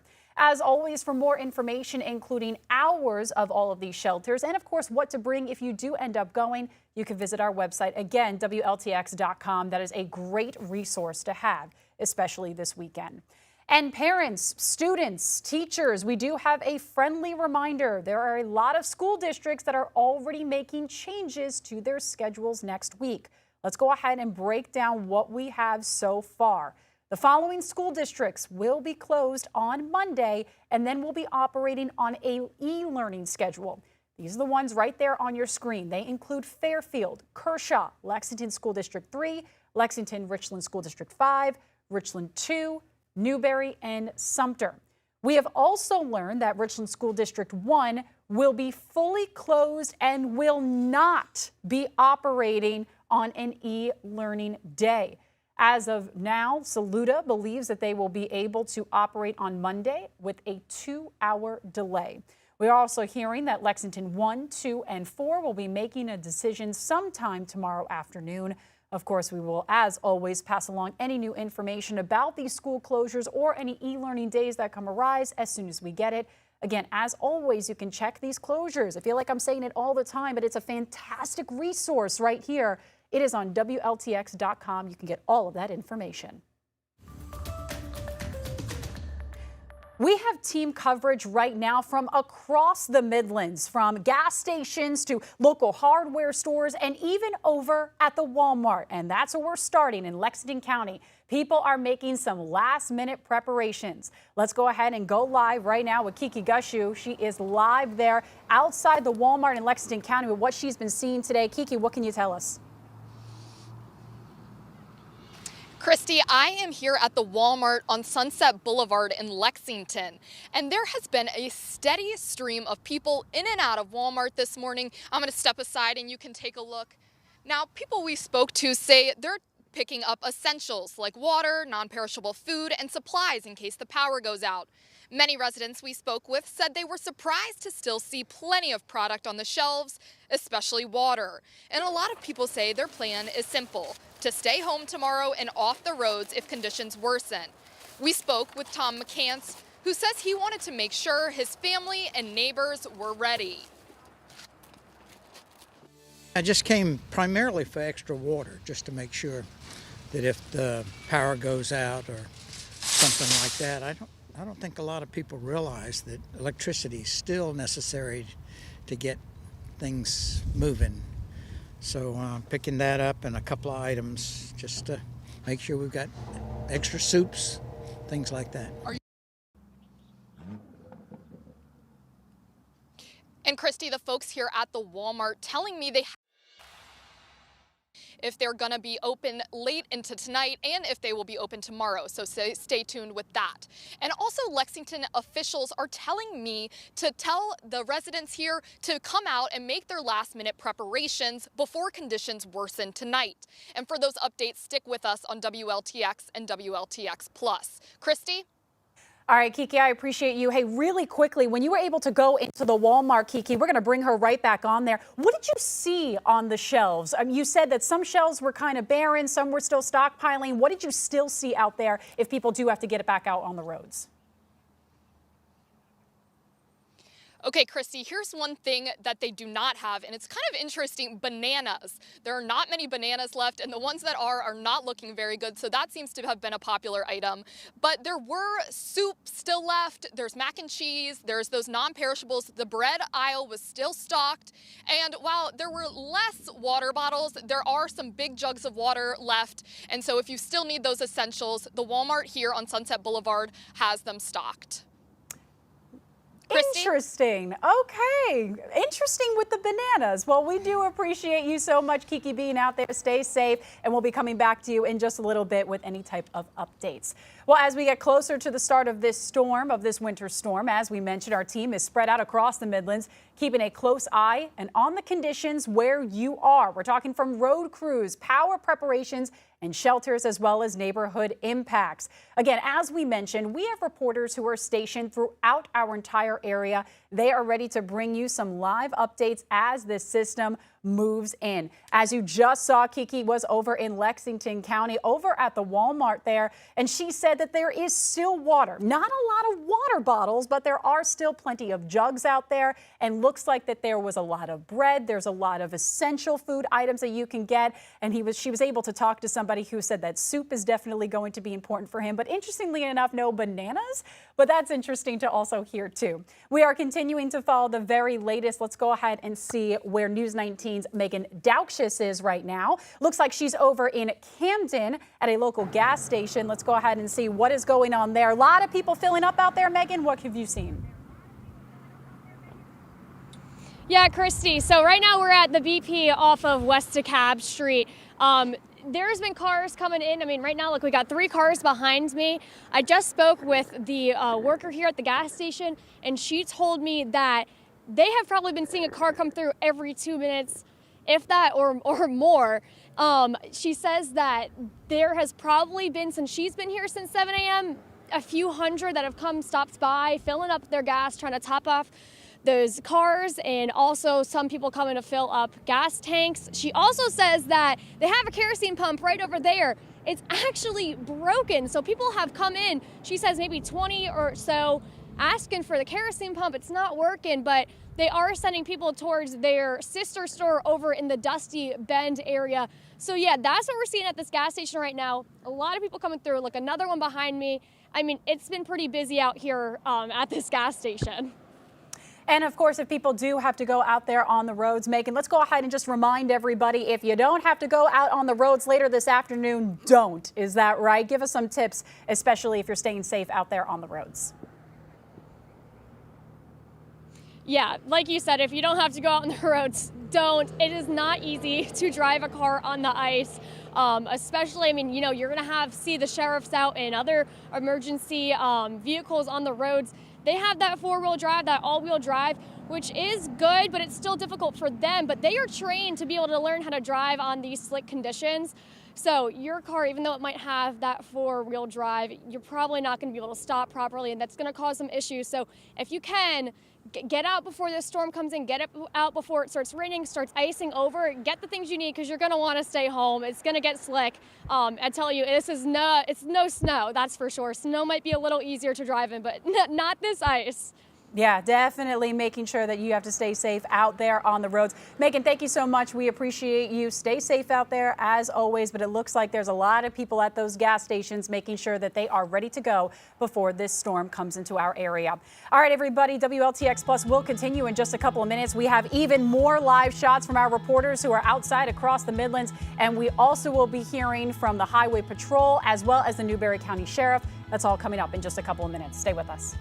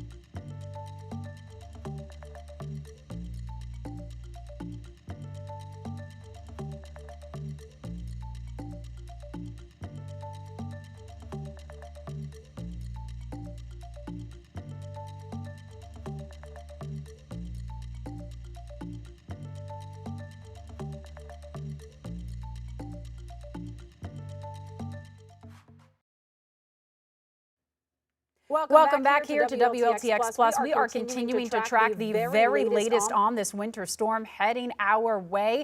Right now on the phone, we do have Master Trooper William Bennett with the South Carolina Highway Patrol joining us live over the phone with everything that you need to know ahead of this storm. Trooper Bennett, thank you so much for calling in today. Oh, you're welcome. Thank you for having me. Now you were able to pop by even just a couple of days ago from also now today. What are any changes? What are you all seeing right now out there on the roads, and how are you all preparing? Well, right now, fortunately, everything in the Midlands here in the Columbia area is looking pretty good. I think, if there's anything you need to get, and now's the time to get it. I'm highly encouraging everyone to get home this evening once it gets dark. We know some weather's coming in, and the probability for ice is pretty high. So, I think the best thing to do is be home this evening, stay warm. Don't be out on the road unless you absolutely need to. And of course, if you do need to drive, let's just remember, we need to drive a very safe speed, probably below the speed limit. Be on the lookout for black ice, especially on our bridges, our overpasses. And it can really be anywhere. So we just need to drive with some caution, make sure we're not, we got a safe following distance if there are other vehicles in front of us, of course, wearing our seat belts. But again, I think the best thing to do is stay home unless you absolutely need to be on the roadways tonight and tomorrow morning. How has you and your team kind of working together with all of this to prepare for the storm? Yeah, we're out in full force. We have pretty much every state trooper's out right now across the state. Just prepare for whatever may come. Like I said, right now we're fortunate that we don't have a lot going on, but we're prepared for whatever's coming this evening. We're working with all our state partners like DOT. They're out prepping these roads, trying to get them as safe as possible for travel, and just doing what we can to help people out if they need assistance if they are out driving. Then what should people kind of have in their cars, of course, if just in case they get stranded or stuck on any of these icy roads? What is kind of that go-to that they should have in their vehicles? Yeah, of course, make sure, before you leave home, you got your cell phone charged up in case you need it. It's always a good idea to have some blankets, some clothing in the vehicle that you can put on to keep warm if you do find yourself stranded. Maybe some water, something to eat that you could also have. Just be prepared, Make sure if you do leave the house, your vehicle's in proper working order, your tire pressures, those kind of things, just so you're as safe as possible. But like I said, in the event you do find yourself stranded, you can always contact us, and we'll try to get someone out to help you as soon as we can. Yeah, and making sure that if you have to do anything, making sure that you do it with plenty of time before you head out there. Trooper Bennett, for anyone who actually does have to travel, maybe some emergency helpers, if they have to be out, what is the biggest mistake that you see and your team sees that drivers make during winter weather? Well, a lot of people, they feel very confident in their ability to drive, and they get out and maybe go drive too fast for the conditions that are present. Just because the speed limit says 35 miles an hour, for example, that might not be a safe speed depending on what kind of conditions are present. So we know how dangerous black ice is, and it's really too late once you hit it and you're going too fast. You're not going to be able to keep control of your vehicle. So just make sure that you are driving a safe speed, being very cautious, looking out for this black ice, that you're not just slamming on the brakes. You're not using your cruise control. You're not slamming the gas pedal down. And just remember, just be careful, be very cautious, take time to get to where you're going. Don't get in a rush if you do need to be on the road. Yeah, that is definitely some good advice. If you do have to go out, just make sure you have plenty of time to get to your destination safely. Trooper Bennett, last question for you. If these road conditions do worsen, what is your message to drivers who may still be thinking, oh, I can get out, I still have plenty of time? What is your message for them? Well, again, if you don't need to be on the road, unless it's an emergency, absolutely necessary for you to be out driving, stay home, stay off the road. We don't need anybody putting themselves at risk or anybody else at risk unnecessarily. So again, if you don't need to be on the road this evening, especially, tomorrow morning, just don't be on the road unless it's absolutely necessary. Stay home, and hopefully everybody's going to be warm and we don't lose power, and everything will be good to go. Master Trooper William Bennett, thank you so much for taking the time this afternoon to chat with us, giving us that update. We appreciate you. You're welcome. Have a good one. You as well. All right, everybody, we are continuing our team coverage today. Let's go back out to our reporters who are out and about across the Midlands giving us the very latest. We're going to go live right now to News 19's Jamin Wade. He's over in Newberry County, and he's right now at the O'Neill Street United Methodist Church's Warming Center. Jamin, what can you tell us? Is it crowded out there? What have you been seeing so far? Yeah, so on our way up, Christy, we did see that the roads were salted. Just like Trooper Bennett just told you a second ago, it's still probably best to stay off the roads as we start to pick up seeing some of those conditions later this evening and going on through tomorrow. But over here at the United Methodist Church on O'Neill Street, I have seen some people here already as temperatures are starting to drop. We were in Columbia a little over an hour and a half ago, and it felt warmer there than it does here. The wind is blowing here. It is already feeling like below freezing temperatures outside. And so I also have Mary Beth here from the church. How you doing today? I'm good. Yes, ma'am. And so while we were here, we saw some people bringing in donations. What kind of donations are you guys just trying to take in right now? We are pretty much getting set as far as blankets and pillows and things like that. Right now, what we really need most is monetary donations. And if somebody wanted to send a donation, it's O'Neill Street United Methodist Church Kitchen Fund, P.O. Box 5, Newberry. Yes, ma'am. And I also saw you guys were cooking and just making sure that people have what they need to stay warm throughout this storm. We also kind of talked about how long you guys may see be open. What are those timelines kind of looking like for you? When it gets below 30 degrees, we start looking at opening because we have a chart from the government and we go by temperature and wind chill. So from the looks of the temperature, we'll be here probably another 10 days.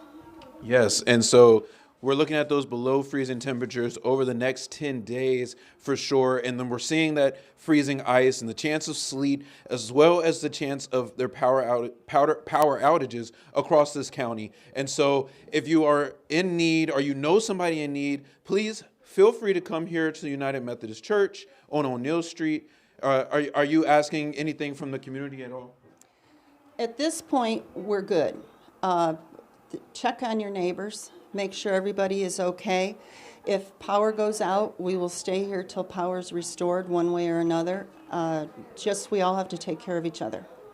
Yes, ma'am. And so that's kind of the message here that everybody in this city and town are preaching. And so for now, I'm going to send it back to you, Chrissy. All righty, Jamin, thank you so much. We appreciate you. And it looks like they are doing everything that they can, especially saying that they could possibly be open for the next 10 days. As always, News 19 is on your side with continuous coverage as this winter storm moves into the area. So you're watching it now. You are going to be getting live updates from our meteorologists. You can always track the impact on traffic and stay up to date on power outages right in your community. All you got to do is download our live streaming apps for free on your phone and on your TV. And don't forget our streaming platforms. You can also find our 24/7 radar as we go through the next several days. You can track the weather in real time all day and all night. Here's another good thing. It's city by city forecast. Again, that's available for a free download on your TV or your phone. Just search for WLTX or use the QR code that you see right there on your screen. We want to go ahead and show that to you now, especially before the power runs out, but you'll be covered either way. All right, everybody, don't go anywhere more. WLTX Plus will be back after this quick break.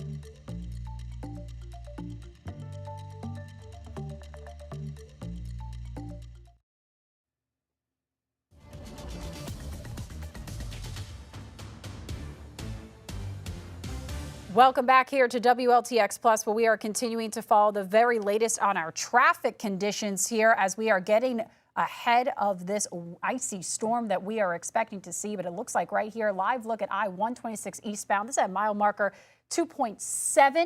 Not that bad out there, but it's definitely going to get cold, and we cannot stress this enough. If you don't have to get out there on the roads later this afternoon, we are advising against it. We're continuing to follow the very latest right now. Let's see what we have coming up here on deck. We are also continuing to follow the very latest over with Governor Henry McMaster. He is about to do a press conference regarding the updates here. You can see the podium is ready to go. He's over at the Emergency Operations Center right here in the capital city, about to give an update on that. We're going to get to that in just a little bit, but let's go ahead and send things on over to Tim. Tim, can you give us a quick little update on what we're seeing as far as his forecast before we go back over to the governor? Yeah, I'll tell you what we'll do. We'll give you the forecast, and when the governor comes on, just let us know, and we'll just scoot it back over to y'all, Christy. In the meantime, looking outside this afternoon, it's cloudy. Temperatures in the 40s and 30s. It looks like it could snow at any moment with these clouds, but not the temperatures, as it is well above where we should be. Ice storm warning continues in effect for all the counties shaded in purple. This means that we're expecting ice accumulations of at least 1/4 of an inch, which will, of course, make driving hazardous. Certainly will cause many problems for us on the roadways and then not on the roadways, trees and things that can accumulate ice. Further towards the south, this is where we have a winter weather advisory. That means a little bit of ice, perhaps also some sleet as well. Something, again, we'll be watching closely as we move on time here. More temperatures. Let me get around and show. Let me get on this side to show you. I was dancing around here. You're a great dancer yourself. Temperatures 43 Columbia, 46 in Orangeburg. That's about as high as we're going to go with these temperatures. Winds are now from the northeast, as they've been pretty much now most of the morning, and rather brisk, may I say, about 10 miles per hour northeast out of for Columbia at about 12. That's the wedge starting to set up. Temperatures starting to go down, so we're starting to get that colder air in, and then here comes the moisture overriding that, and that presents us with our winter weather issues. Notice on our satellite and radar loop, you'll see a couple little popping up little showers. I don't even know if that's reaching the ground. Frankly, that's what we call virga, which basically is, it maybe radar see it in the upper atmosphere, but it's so dry it doesn't reach the ground. So I think that's pretty much where we stand with that. Notice we do have some showers and maybe even little flurries and some mixed precipitation just north of Atlanta. By the time it crosses the Savannah River and then into the mountains, it dries up for now. For now, that's going to be changing. Out towards the west and south, that's where the low pressure is, and this is a mighty vigorous storm. Look at all the winter weather north of it. South of it, there are thunderstorms, including some severe thunderstorms from Lake Charles to Baton Rouge to New Orleans. North of that, that's winter, and that's why I'm saying this is a powerful storm. This is one that's going to have an impact on us for sure. Picking up our forecast, starting at 6 o'clock tonight, we're cloudy. Yeah, could have a couple sprinkles before then, but we really won't start to get into the weather part of things until we get to about 8 o'clock tonight. That's when we start to see our freezing rain by about 10, intermixed with some rain. Then it sort of sags to the south here by about 1 o'clock in the morning. That's periods of freezing rain, freezing drizzle that continues till about 3 o'clock in the morning. Notice more showers, a little warmer air to the south. By the time we get to 5, we're still dealing with the freezing rain. It really won't be until later on in the morning. There's 7 o'clock till we start to erode that. As temperatures start to go up a little bit, this turns into rain. So that's rain on top of already the freezing rain. Notice by about 11 o'clock in the morning, that's totally gone, moves up towards the north. Now we're dealing with some rain through Sunday afternoon, maybe even some sleet thrown in here for good measure. Again, this will be on and off throughout the afternoon into the early evening. Here's 7 o'clock now on Sunday, so we're done with the freezing rain. We're done with that by early afternoon at least on Sunday. This little yellow patch you see here certainly could be some rain. Could be some lightning involved in that, believe it or not. When you're dealing with ice in the upper atmosphere or sleet, you can get some lightning. Don't be surprised if you hear that. Obviously, you would hear thunder and lightning with that. Can't have one without the other. But nonetheless, there it is. That moves off towards the east. That's some rain, maybe again some sleet. There's 2 o'clock Monday morning, and there is 6, 7, 8 o'clock, and we are done with that. How much ice are we talking about? Well, you're talking anywhere from about 1/4 of an inch or so. That's where we're thinking now. That may be tweaked as we go along here. So here's the final thoughts here. 6 p.m. tonight to 6 a.m. Monday. There's our ice totals with freezing rain, the possibility of sleet. There certainly could be some power outages, right? That's a possibility. Of course, trees down, that's also a possibility as well. We'll continue to watch this throughout the night. whole team is here watching it as well. A lot of you have questions, though, concerning about this. Now it's time to find out some answers. We'll turn it back over to Christy and Lana. That's right, Tim. A lot of people have been coming in with some questions. Well, we got the answers. We're here with meteorologist Lana Foss. We're taking a look at kind of what's behind the forecast. Lana, since it started, we have gotten so many questions about it. Let's go ahead and break down our first one that we received from viewers asking what's the difference between hail, sleet, and freezing rain. There's a difference, right? Yeah, there's a big difference between all three of them. It all matters on temperature as well as what it's going to be as it's falling down. So temperature plays a big part not only in the atmosphere, but here on Earth as well. So as far as freezing rain goes, it does mean that we do see. Looks like, Lana, I'm going to have to go ahead and cut you off. Let's go ahead and go straight to the governor. We have some breaking news at his press conference. I'm Josie. How are you? McDaniel. Yes, McDaniel Burkett. What is that?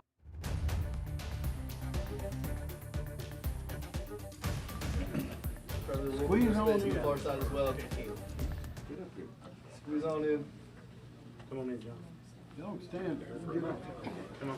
There's a little bit more space on the far end if anyone would like to step over into the other side. What he said. Yeah. Anybody else like that? You all Yeah, good? so people in the corner, if you'd like to move over to the far side, especially some of the people in the back there who may be a little bit shorter.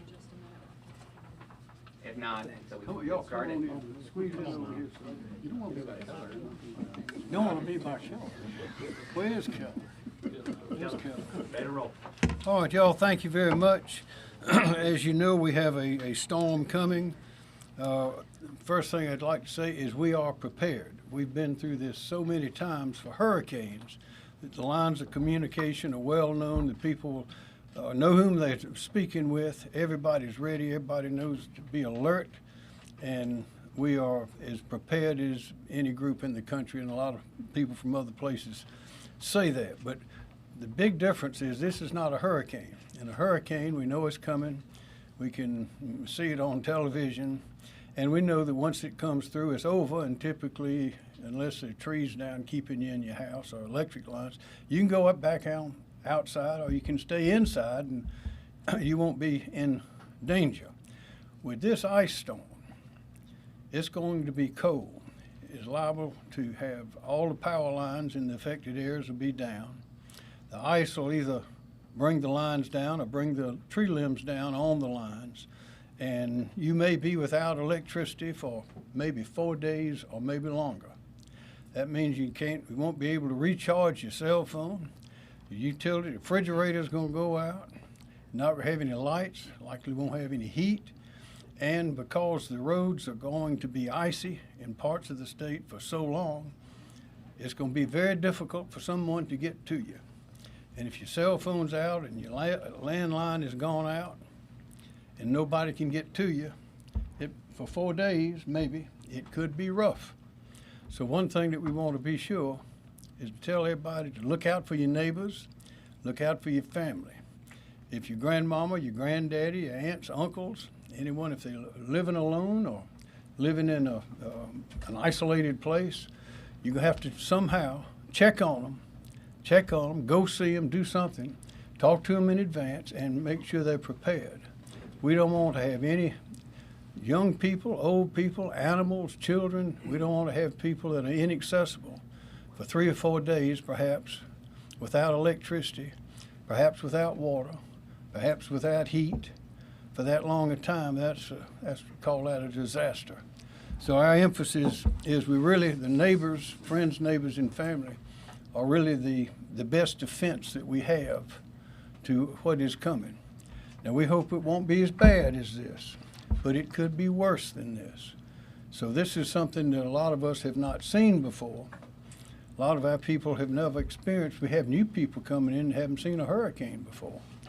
But a lot of people have come to South Carolina to get out of the cold weather, and they will find themselves in some, particularly in the upstate. Airports could be closed down. Again, the highways could be closed, and likely. There's no place to go. Some folks have rented apartments or hotel rooms down on the coast to get away from the ice and cold that's going to be in the upstate for sure. maybe in the Midlands. But other than that, there's no place that we can go. The President has approved my request for a federal emergency disaster declaration. So we do have that comfort that we have some help. FEMA is here. FEMA's been here with us in the hurricanes, excuse me, as well. And FEMA is here now, and we appreciate it, and they've been very, very responsive. I communicated with Secretary Nome yesterday about the assistance that we've asked for from Helene. A lot of it has already come, and more is coming. We'll have that same process this time as well, but that's not the answer. The answer to what is facing us now with this cold weather and the ice all over the roads, on the power lines, is a real danger that we have to handle ourselves. So we're prepared, we're ready to go, and we have a group that's going to speak to you, be able to answer questions, all of you, when we get to that point. So I'd like to start off. I want to thank Josie McDaniel Burkett and also her colleague Holly May. They are here signing for us as usual. We appreciate that very much. And now I'd like to call on the chaplain, Christina Pittman. Thank you, sir. Please pause or join with me as I pray. O gracious God, I pray for your mighty hand of protection over all who are in the wake of this storm Fern. May our preparation, response, and recovery be blessed as we work together. From our government and civilian servants to our loved ones at home, please be a shield of safety and provision. May we embody and witness the fortitude of the human spirit, and all who call upon your name in time of trouble know your ever-present deliverance. In Jesus' name I pray. Amen. Amen. Thank you. John Quirello, National Weather Service. Thank you, Governor. John Quirello with the National Weather Service. The National Weather Service is very concerned about the potential impacts to South Carolina from a large winter storm, which will bring freezing rain and some sleet through Sunday night to parts of the state and frigid temperatures into early next week. The greatest impacts will occur across the upstate of South Carolina, where freezing rain will result in crippling ice accumulations up to 1/2 to 1 inch. This will be the most significant ice storm in the upstate since 2005, and this will not only be worse, but also more widespread, causing extensive travel disruptions, prolonged power outages, and vast tree damage. Significant impacts are also expected elsewhere, extending through the Midlands and PD, generally along and north of the I-20 corridor, where 1/4 to 1/2 inch of ice accumulation is expected. This much ice can still result in scattered power outages, hazardous travel, and cause tree limbs and power lines to sag. While amounts would be less, some freezing rain is still possible across parts of the coastal plain, with a light glaze on roadways, especially bridges and overpasses. As for timing, the greatest impacts will occur tonight through Sunday night, tonight through Sunday, potentially extending into Sunday night across the upstate and the northern Midlands. Temperatures have generally reached their highs for the day and should continue falling through this evening. Precipitation should increase in intensity overnight when the significant ice accumulations are expected to begin. Where temperatures remain at or below freezing, the ice accumulations will continue Sunday. Temperatures are expected to warm above freezing from the coastal plain through the Midlands Sunday afternoon and evening. However, sub-freezing temperatures could persist in the upstate through Sunday night. Temperatures will likely be above freezing throughout the state on Monday, helping to melt much of the remaining ice. However, a very frigid night is expected Monday night, with low temperatures ranging from 5 to 10 degrees in parts of the upstate, with teens across the Midlands and PD. With many power outages still likely, especially across the upstate where it will be the coldest, there is great concern for residents who will be without heat. Please take the situation seriously, follow the advice of local emergency managers, and stay updated on the latest forecast information from the National Weather Service at weather.gov. I also want to say, with many people expected to be without power, you might want to rely on NOAA Weather Radio, which actually has a backup feature by using batteries, so you still get weather information with NOAA Weather Radio. Thank you very much. With what radio? NOAA Weather Radio, sir. It's a network of radios the Weather Service has to provide hazardous weather information 24 hours a day You could use it in remote locations, battery backup, so when we do lose power, like in this event, you can still be updated all the time. Excellent. Thank you, John. Sir. Director Kim Stenson, Emergency Management Division. Thank you, sir. As the governor said, Kim Stenson, State Emergency Management. Ice storms and severe cold impacts aren't really theoretical to South Carolina. John's already mentioned some of that. We had an ice storm in 2014. It was widespread rain and snow and caused significant damage across much of the state. And it led to hundreds and thousands of power outages and major economic losses, including property damage and infrastructure impacts across multiple counties. And at the time, the 2014 ice storm was the largest disaster in South Carolina since Hurricane Hugo. So it's important for all of us to have emergency plans in place for whatever disaster situation we might find ourselves in, and in this situation is no different. We all need to be our own emergency managers. The window to get ready for winter weather is closing fast.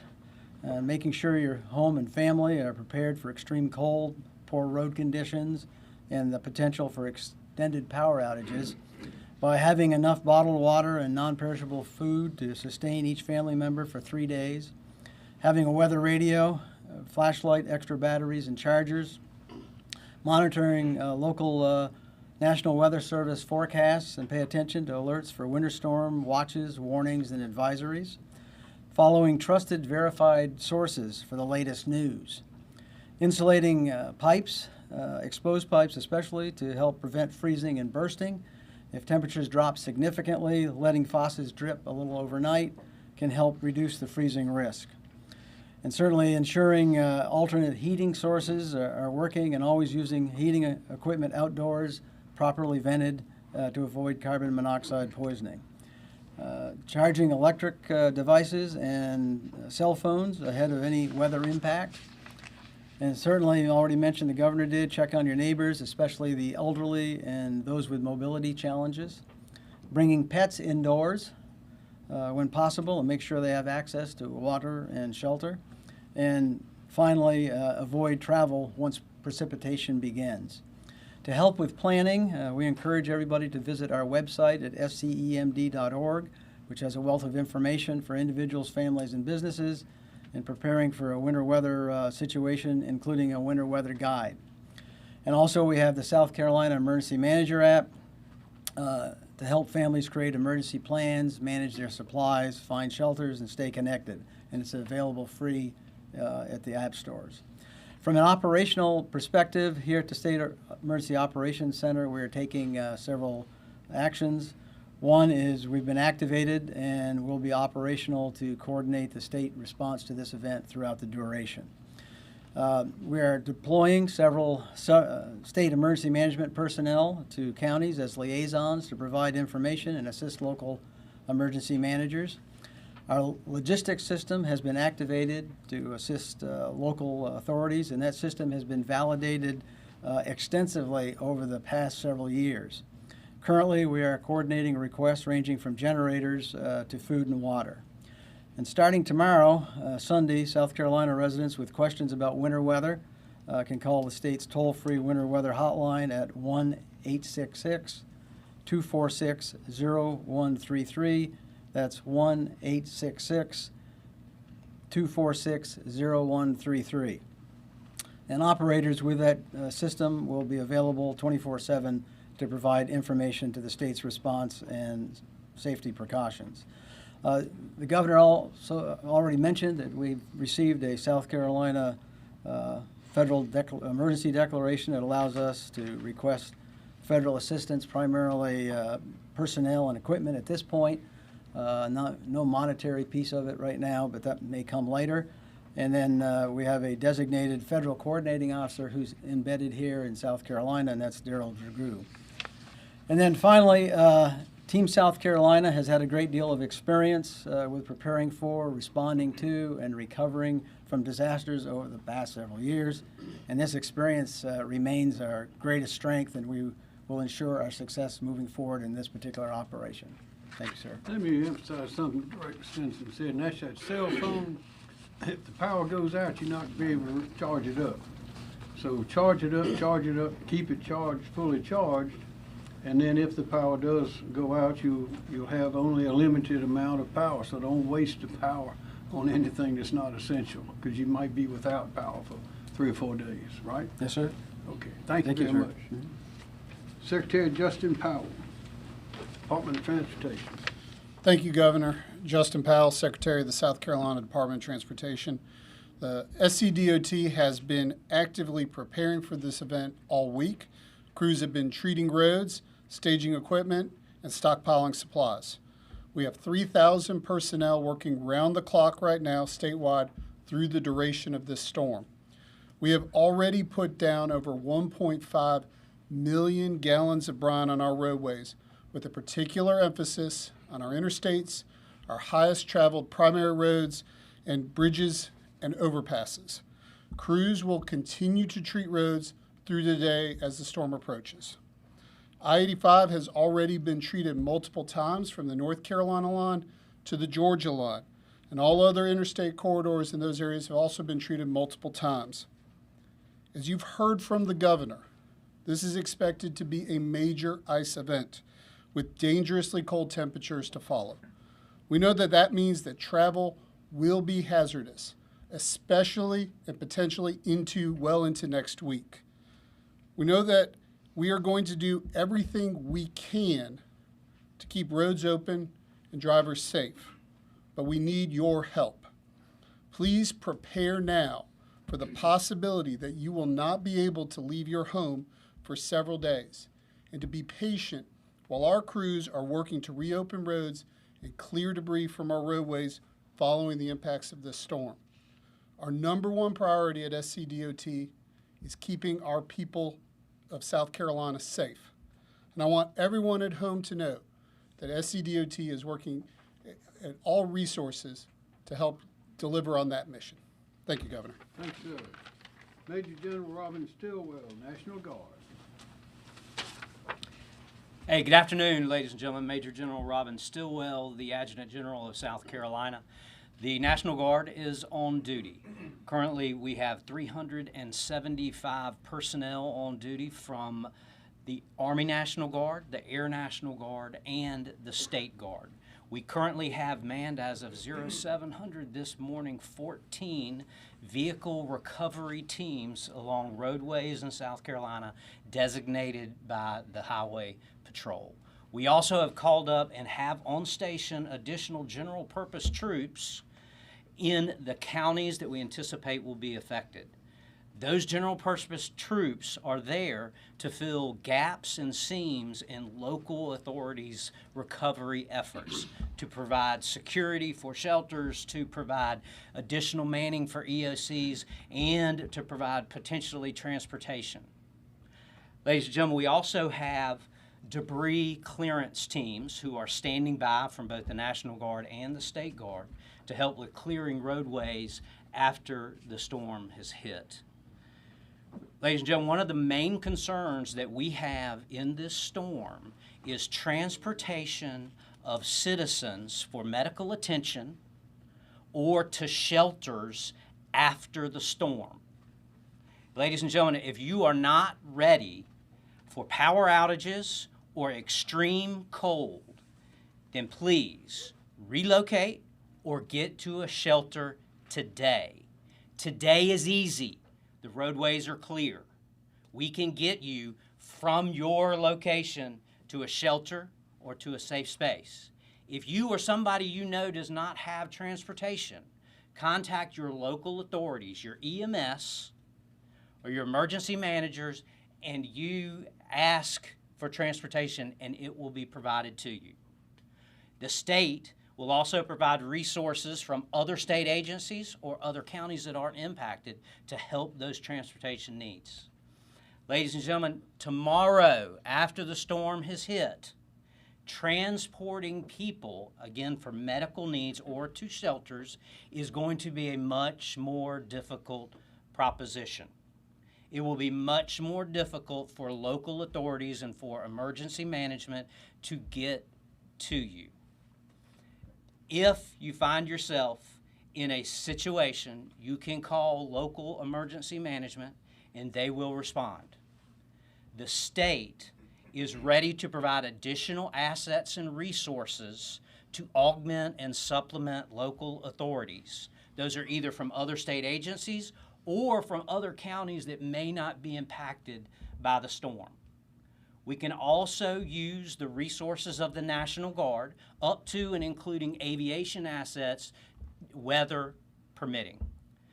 So ladies and gentlemen, again, I implore you, if you are not ready for power outages or extreme cold, relocate or get to a shelter tomorrow. We will respond to your needs, no question, but it will be much, much more difficult tomorrow after the storm has hit. Ladies and gentlemen, this National Guard stands ready to assist local civilian authorities and to support our communities. Thank you very much. Thank you, General. Yes, sir. Director, and y'all remember though, making those phone calls may be impossible if your cell phone's dead. Director Andrew Bateman, Office of Regulatory Staff. Thank you, Mr. Governor. Andrew Bateman with the South Carolina Office of Regulatory Staff. I want to reiterate much of what you've heard here today. This could be a potentially very dangerous ice storm with significant power outages and brutal cold following it. To that end, please prepare accordingly.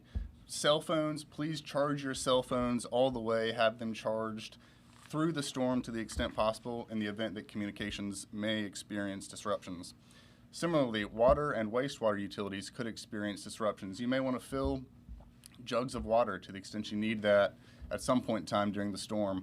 I believe Kim Stinson mentioned earlier you may even want to have a slow drip on your faucet to help prevent your pipes from freezing.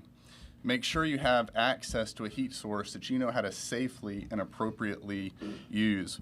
Again, this could be a very dangerous and long-lived ice storm. There may be significant power outages and limited ability to move from where you are once the storm hits. Please prepare accordingly and be safe.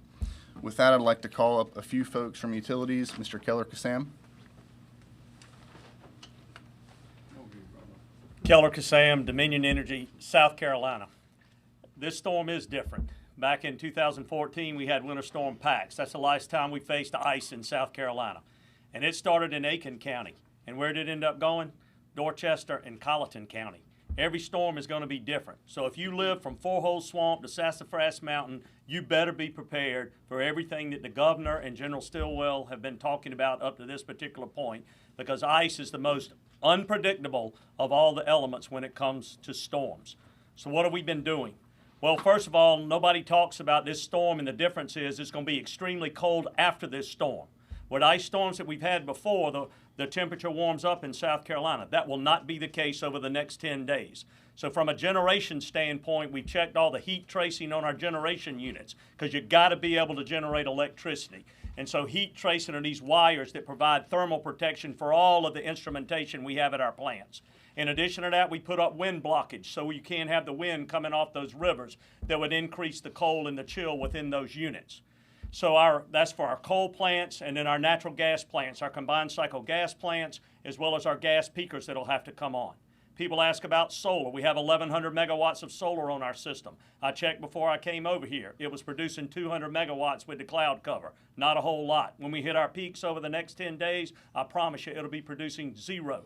I was in system control yesterday with one of our senior controllers, Jim Moore, and he was already conserving water in the reservoirs that we have at Parr, Lake Monticello, as well as Lake Murray, so that we can use that instantaneous water to make up for that non-dispatchable resource that we have interconnected into our system.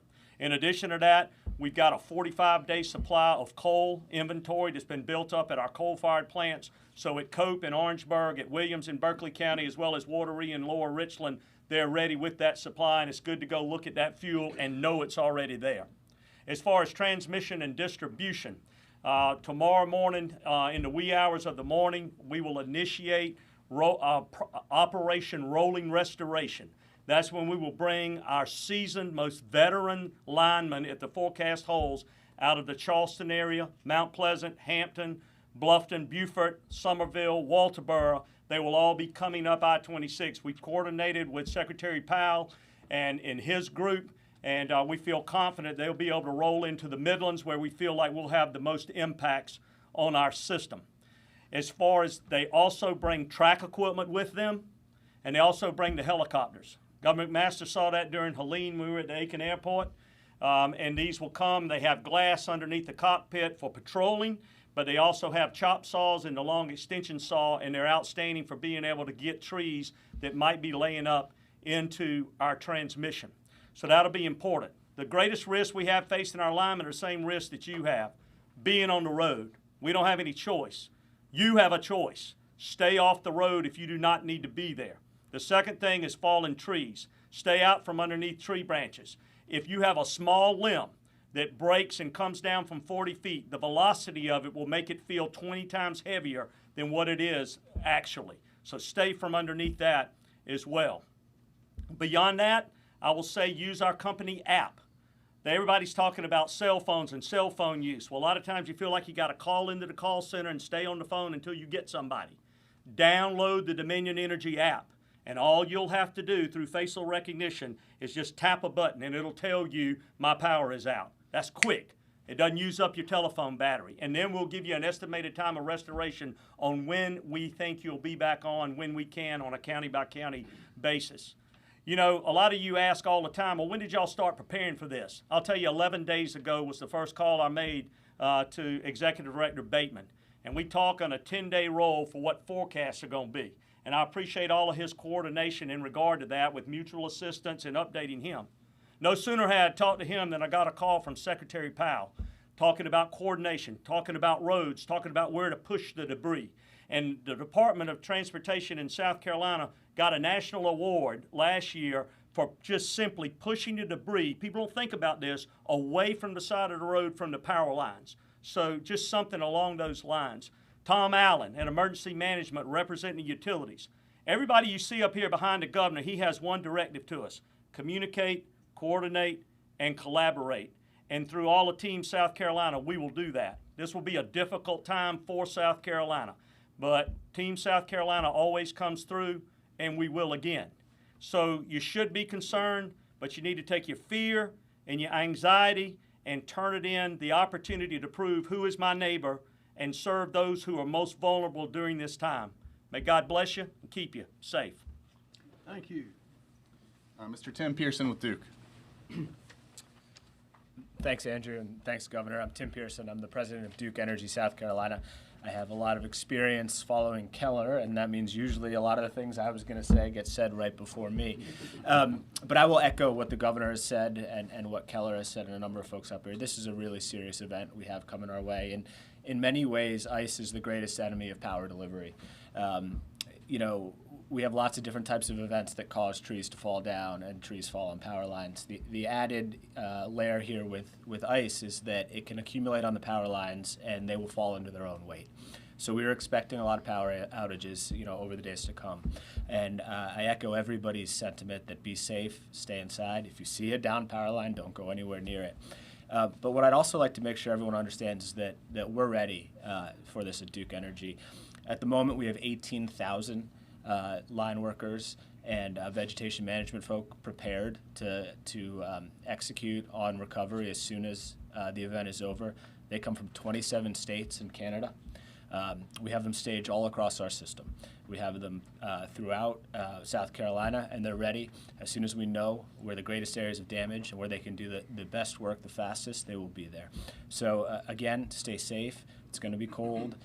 The power's going to go out, but we'll get it on as quickly as we can and as safely as we can. Thank you. Thank you, Tim. Mr. Jimmy Staten, Santee Cooper. Good afternoon. I'm Jimmy Staten, President and CEO of Santee Cooper. I want to echo everything that that Keller and Tim just talked about. I don't want to replicate what they've said. Santee Cooper is ready. However, we are prepared. Most of our residential and commercial customers are in Horry, Georgetown, and Berkeley County, which does not appear to be as affected as the Midlands and the upstate of South Carolina will be. So we hope that stays true for our residential and commercial customers, but hope is not a plan.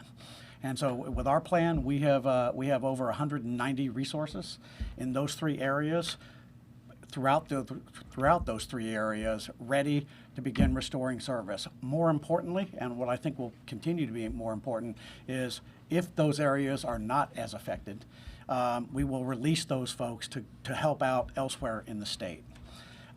Santee Cooper also operates a vast transmission network. That is our largest concern about this particular storm. As Tim said, ice is the worst thing for transmission lines. So we are concerned about that. We've reached outside the state to bring in additional resources, combine that with our team. We have over 175 folks spread throughout the state ready to begin restoring service, including helicopters with saws, tree crews, line crews. We are prepared, and we will continue to update everyone about how the transmission lines are affected. And then we've talked about this. This is going to be incredibly cold, coming right on the heels of this. Santee Cooper's fleet of generation is up and running, ready to serve. We have every unit operating. Like Keller said, we've done all of the cold weather preparation. We've done all of our cold weather inspections, and they are ready to operate so that when there are outages and we restore those outages, we will be able to serve people immediately. And so again, I just ask everyone to stay safe. God bless all of our customers. God bless the people of South Carolina. We will get through this together, and Team South Carolina is going to be here to ensure that happens. Thank you. Thank you. Thank you, Jimmy. And Mr. John Frick with the co-ops. My name is John Frick. I work with the Electric Cooperatives of South Carolina. This is a big storm. Your co-ops are ready. We've got 1,400 people who are pre-staged. It's an unprecedented level of pre-staging and preparation that we have done. We've got people from as far away as Montana and Oregon to help us. All the materials that have been requested have been delivered. They're there right now. So when it's safe, our folks can roll out and get restorations done. Please know, you may be restored and your power may go back out again. That's how ice storms work. And so the governor, thank you for bringing that to everybody's attention. This is an ongoing event. As you have things melt, things move, and when things move, they can fall, and you can have outages that occur because of melting and because of refreezing. Cooperatives serve some of the toughest areas in South Carolina to get to and to serve. If you are at the end of a long country road and you can't get out, we can't get in. And so just ask your patience as we do our very best. We will not rest. We will not stop until we have this, all of the power is restored. And we just ask for you to, in addition to keeping yourself safe, please be mindful of the people who are working to restore power. Please do not connect any sort of generator to your house if you do not have a proper kill switch or a proper breaker to keep that from backfeeding onto the system. That can endanger workers. So just know we will not stop until this is restored. We're ready to go, and we ask for everybody's patience and diligence as we work this outage. Thank you, John. What you said reminded me of something. Excuse me. If you live out in the country and there's somebody's grandmama's down at the end of that long road and nobody can get there, put on your boots and take your dog and just walk on down there, knock on the door and see how she's doing. We don't want to overlook anyone who's not able to communicate with us. Okay. Robert Woods. Sir. Thank you, Governor. I'm Rob Woods, Director of the South Carolina Department of Public Safety. The men and women of DPS stand ready to respond along with the rest of Team South Carolina. Starting today, we have 537 Highway Patrol, State Transport Police officers, SLED agents, and DNR officers, as well as 14 vehicle recovery teams from the National Guard, as Major General Stillwell mentioned. They're all mobilized and in support of the traffic incident response mission. If you can avoid getting out during and after this storm, please stay home. I know that's already been emphasized a number of times, but it cannot be emphasized enough. There is simply no safe way to drive on icy roads. Not only can it be dangerous, trust me when I tell you, it can be deadly. If you can't avoid traveling, and there are those circumstances we understand where people can't avoid traveling, please follow these recommendations. First of all, know what the road conditions are. You can refer to the SCDOT 511 app. It is a wonderful resource. It'll tell you what the conditions are before you leave home. Once you're on the road, just like in any conditions, adverse road conditions, slow down, increase your following distance, and be aware of other drivers that aren't as attentive as you are. Last thing to remember, and this again has been mentioned a number of times, make sure you got your cell phone charged and you communicate your travel plans, including your destination and your estimated time of arrival, with a friend or a family member so that they know when to expect you. So if you don't show up, then we know to start looking for you. Becoming stranded in a vehicle with no heat, again, is extremely dangerous and can very quickly become deadly. We're ready to assist the people of South Carolina, but we are asking for you to take the warnings from your local and state authorities seriously over the next few days. Thank you, Governor. Thank you. South Carolina Department of Social Services. Tony? Yes, sir. Thank you, Governor. I'm Tony Catone, the State Director for the Department of Social Services. Our mass care team, along with our partners at the Department of Public Health, the Red Cross, the Salvation Army, and Southern Baptist Disaster Relief, are supporting county shelters across the state in anticipation of the coming storms. As of 1:30 today, South Carolina currently has 21 total shelters open, 13 general population shelters, and 8 medical equipment power shelters open across the state. Vulnerable citizens are reaching out. We continue to work with the Department of Public Health with the operation of medical equipment power shelter sites. Shelter locations and decisions, just as a reminder, are driven by local county emergency management requests and not a decision made at the state level by the Department of Social Services. I'm going to read now the address of each shelter location that's currently open, and I'm going to repeat it. About how many are there? Currently open, there are 13 general population shelters, Governor. Anderson County, the Civic Center of Anderson, 3027 Martin Luther King Jr. Boulevard in Anderson. Once again, that's at the Civic Center of Anderson, 3027 Martin Luther King Jr. Boulevard in Anderson. Cherokee, Kirby Memorial Baptist Church, that's 512 Chandler Street in Gaffney. Once again, Kirby Memorial Baptist Church, 512 Chandler Street in Gaffney. Another one in Cherokee, Hopewell Baptist Church, 511 Old Chester Road in Blacksburg. That's Hopewell Baptist Church, 511 Old Chester Road in Blacksburg. Chester, Chester Middle School, 1014 McCandless Road in Chester. That's Chester Middle School, 1014 McCandless Road in Chester.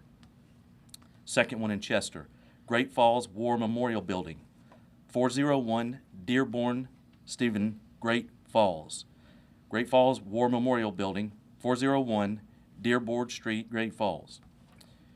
Greenville, Hillcrest High School, 3665 South Industrial Drive in Simpsonville. Hillcrest High School, 3665 South Industrial Drive in Simpsonville. Laurens, Laurens County Ag Center, 137 Fairgrounds Road in Laurens. That's Laurens County Ag Center, 137 Fairgrounds Road in Laurens. Newberry, Gallman Elementary School, 255 State Road S36-400 in Newberry. Gallman Elementary School, 255 State Road S36-400 in Newberry. The first one in Spartanburg, Campobello Shelter, 255 South Main Street in Campobello. That's the Campobello Shelter, 255 South Main Street in Campobello. Second one in Spartanburg, High Point Academy, 6655 Pottery Road in the city of Spartanburg. That's High Point Academy, 6655 Pottery Road in the city of Spartanburg. Third one in Spartanburg, G.B. Hodges Center, 365 Hodge Drive, also in the city of Spartanburg. That's the G.B. Hodges Center, 365 Hodge Drive, also in the city of Spartanburg. Fourth one in Spartanburg, Spartanburg Memorial Auditorium, 385 North Church Street in the city of Spartanburg. That's Spartanburg Memorial Auditorium, 385 North Church Street in the city of Spartanburg. Fifth one in Spartanburg, Benjamin E. Mays Center, 850 Sunny Acres Road in Pacolet. Once again, that's the Benjamin E. Mays Center, 850 Sunny Acres Road in Pacolet. For medical equipment power shelters, locations, and medical support, such as power for equipment like oxygen generators, refrigerated medicine, or other medical needs, please call the Department of Public Health triage line at 1-833-351-9990.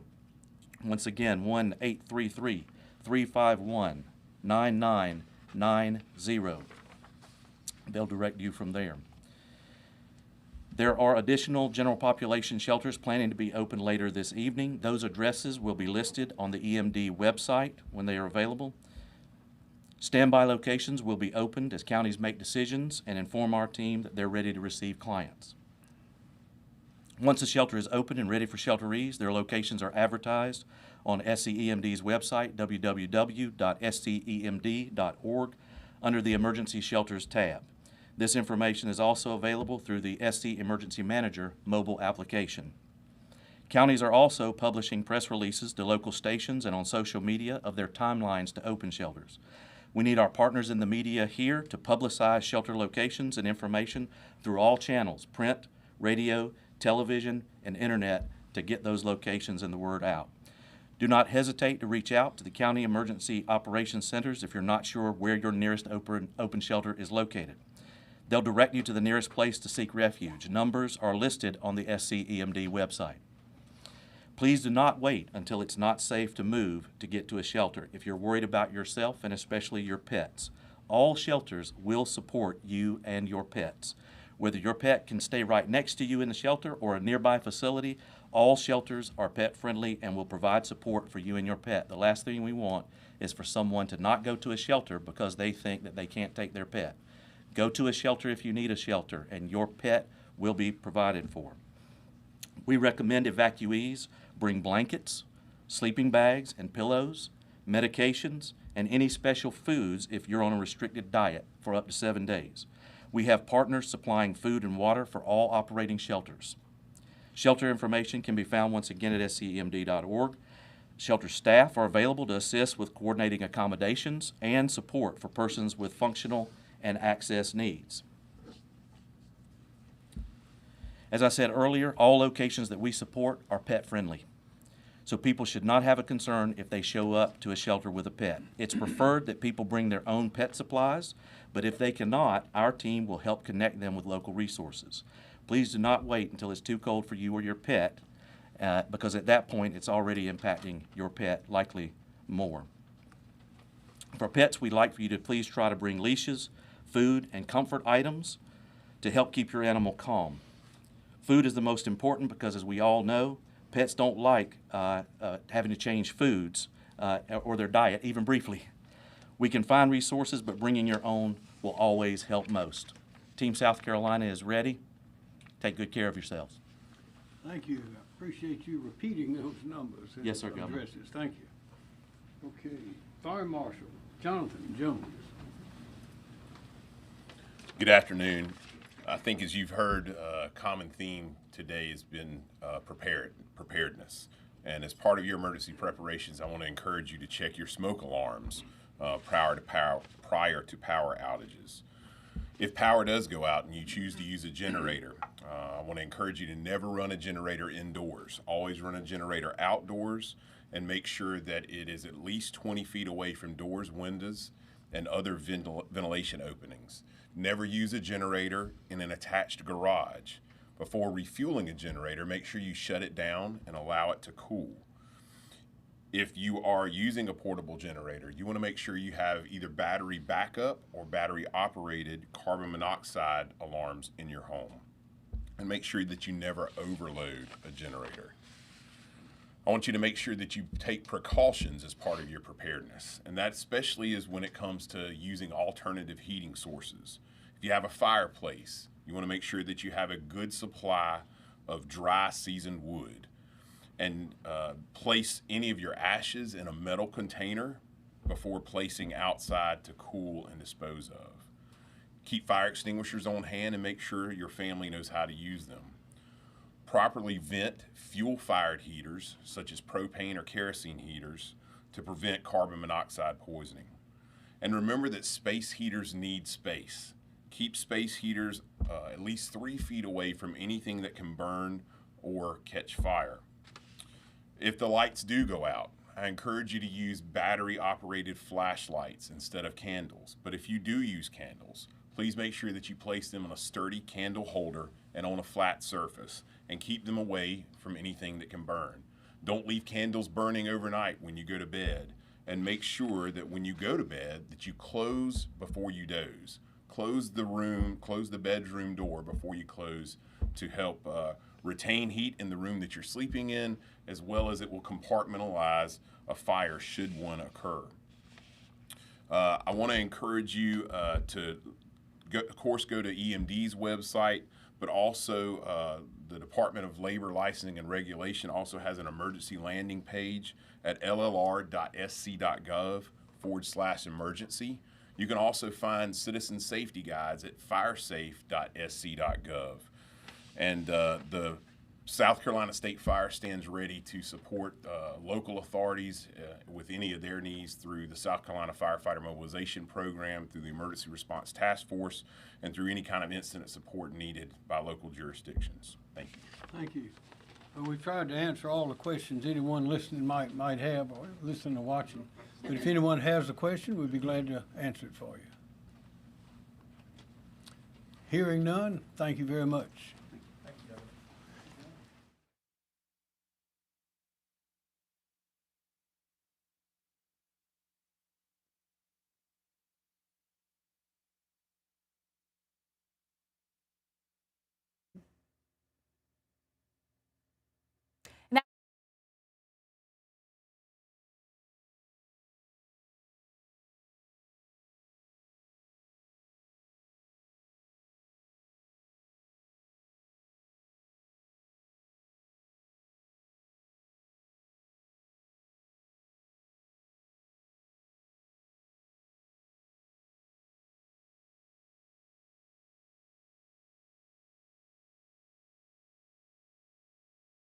Inaccessible for 3 or more days without any water, electricity, or heat. This is all coming from the governor as he started his press conference.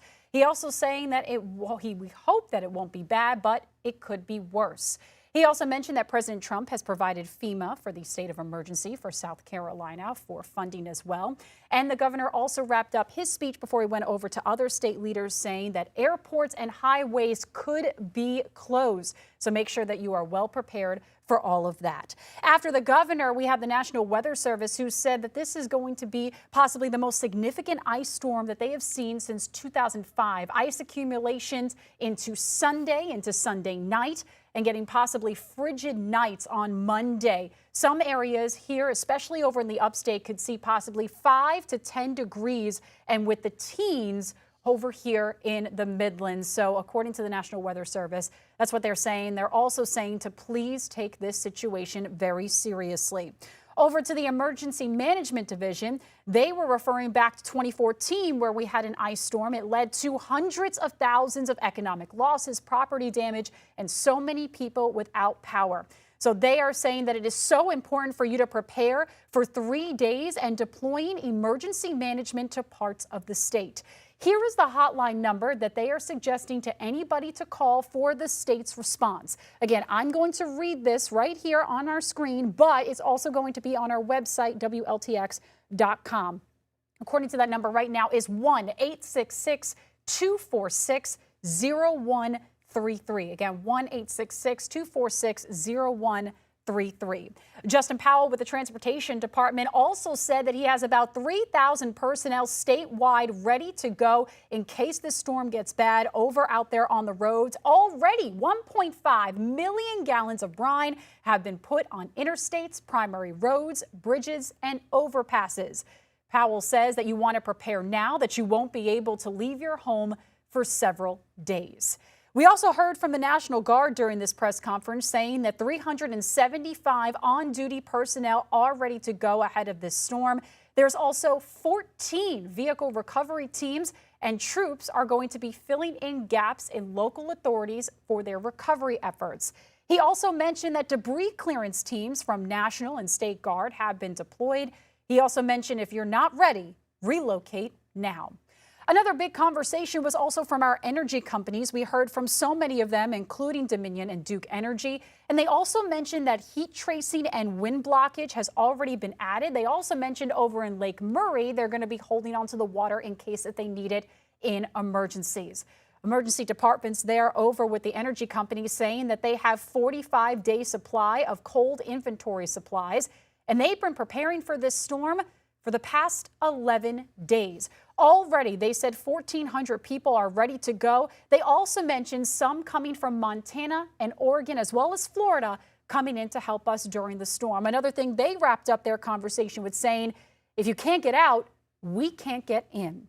The wrap-up of our press conference today was mentioning the shelters. They were able to break down all of the shelters in the South Carolina area, but let's go ahead and break down what we are hearing here in the Midlands. 21 shelters are going to be open. 8 of them are medical equipment shelters. 13 are general operations shelters. One of those is Gallman Elementary over in Newberry County. But there are plenty of others that you can go ahead and visit our website, WLTX.com, so you can get the very latest on that. We thank you all so much for joining us here for this press conference. We're going to have more updates coming up at 4 o'clock, and we'll see you there. Thank you all so much for joining us, and stay safe out there.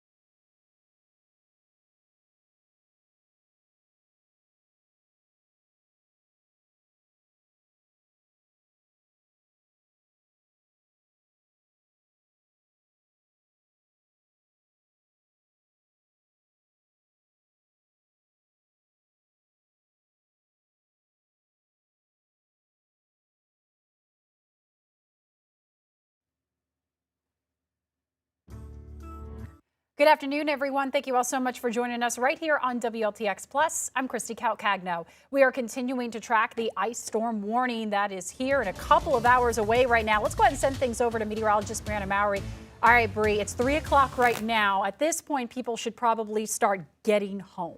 Right. You do have a few more hours to go ahead and make those last minute necessary preparations, but by 7 o'clock, you may want to be home. That would probably be 6 or 7. That's probably the cutoff time is when it would be a good idea to be at home. So you do have a few more hours. We're looking at things starting tonight around 6 or 7 o'clock is when we could see the first sleet showers moving into the area. And this could go all throughout Sunday, even into late Sunday night, early Monday morning. We still are expecting all rain, freezing rain, and sleet at different times throughout the weekend. So still plan for power outages and hazardous travel, all that still possible as we head into the next couple of days. So here's a map of where the ice storm warning is. It includes most of the Midlands, every single county except for Orangeburg and Clarendon County. But Orangeburg and Clarendon County have a winter weather advisory in place. Both of these alerts will go until, or they will begin at 1 p.m. So they have started and they will continue into 1 p.m. Monday as we are going to see things beginning to warm back up. So here's a look at the totals. We did scale these back just a little bit. So some good news there for your Saturday. We are expecting a glaze to 1/10 of an inch for south of I-20. So that's really going to be Sumter, St. Matthews, Orangeburg, Manning in that glaze to 1/10 of an inch. But if we look closer toward Columbia, Lexington, that could be a little bit higher, between 1/10 of an inch, maybe even up to 1/4 inch. That's when we start to begin to see more of those travel issues. Power lines will sag when we get 1/4 inch of ice. So, and that's when we could begin to see tree branches falling. So we could see still some power outage issues once you get to I-20 north. And of course, as you head to north of I-20, Newberry County, Newberry County, Fairfield County, Winsboro, Saluda, all could see 1/4 of an inch to up maybe even 1/2 an inch of ice. So that's where the higher totals will be here in the Midlands, north of I-20. But we are still, everyone expecting to see something as we head into the weekend. Here's where our system is now, still off to our west, but we are beginning to see a little bit of moisture coming into the Midlands. This will be okay, though. You still have a few hours. We have until really later this evening, 6, 7 o'clock, before the main precipitation moves through. So 43 out there right now. We're still above freezing, so if anything does fall, we're at 43 degrees. It is cloudy out there right now, and we are going to see these temperatures staying above freezing for the next several hours, but we are going to get that cool down. We can already see from 7 to 8 a big drop in temperatures. We're going to get down below freezing by 8. So if you're still out at 6 or 7 o'clock, 8 o'clock at the latest is when things will start to be freezing as we get even temperatures getting colder through the overnight hours. So here's a general timeline of today. There's a lot on this graphic, but we could see a little bit of sleet on the front end of this, but that's going to go away as we head into late tonight, overnight into Sunday. Freezing rain will then move in as we head into the overnight hour. That's when we're going to see the most of the freezing rain. So after midnight tonight, we could see that freezing rain really becoming more widespread, lasting all the way into early tomorrow morning. We'll see a little break in the afternoon of that precipitation, but then we could see a little more on the back end of this, but it's likely to be just rain, as temperatures could get above freezing here at the surface tomorrow night. So that is a little bit of good news. That's kind of why we toned those ice totals down just a little bit. Travel will be pretty bad overnight tonight into early tomorrow morning. That's the worst time to be on the roads. If you're going to be anywhere tomorrow, I would wait until at least the afternoon if you need to be out. It really is just best to stay home.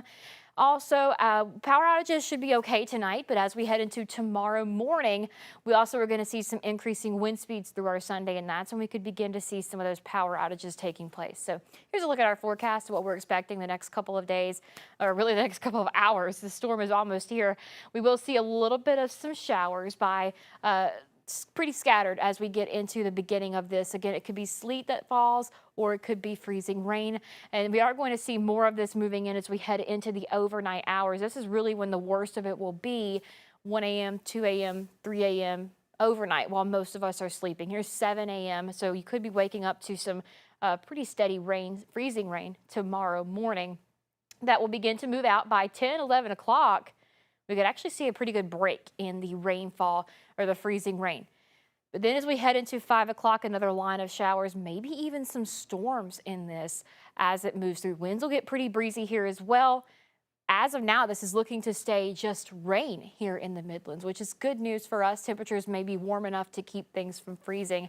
But as we head into Sunday night, we are going to see the colder temperatures moving back in. Then we look at the possibility of a refreeze heading into Monday morning. So here's our temperatures for the next several days.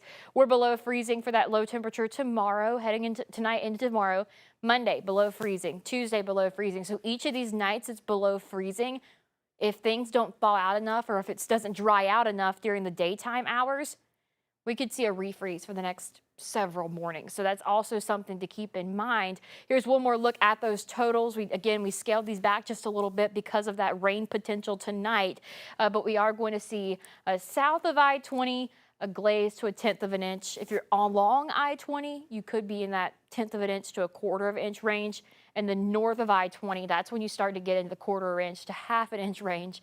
And of course, the more ice you get, the more power outages and the more issues you will see. So here's that 7-day forecast. Temperatures are not going to be very warm tomorrow. We have a high of 36. And if we get to that 36 tomorrow afternoon, that's when we could begin to see some of that rain mixing in. If we stay below freezing tomorrow, we could see those ice totals go back up. But I do think we will break that freezing mark as we head into Sunday, which would be really good news for the Midlands. But looking ahead at Monday and Tuesday, highs in the low 40s.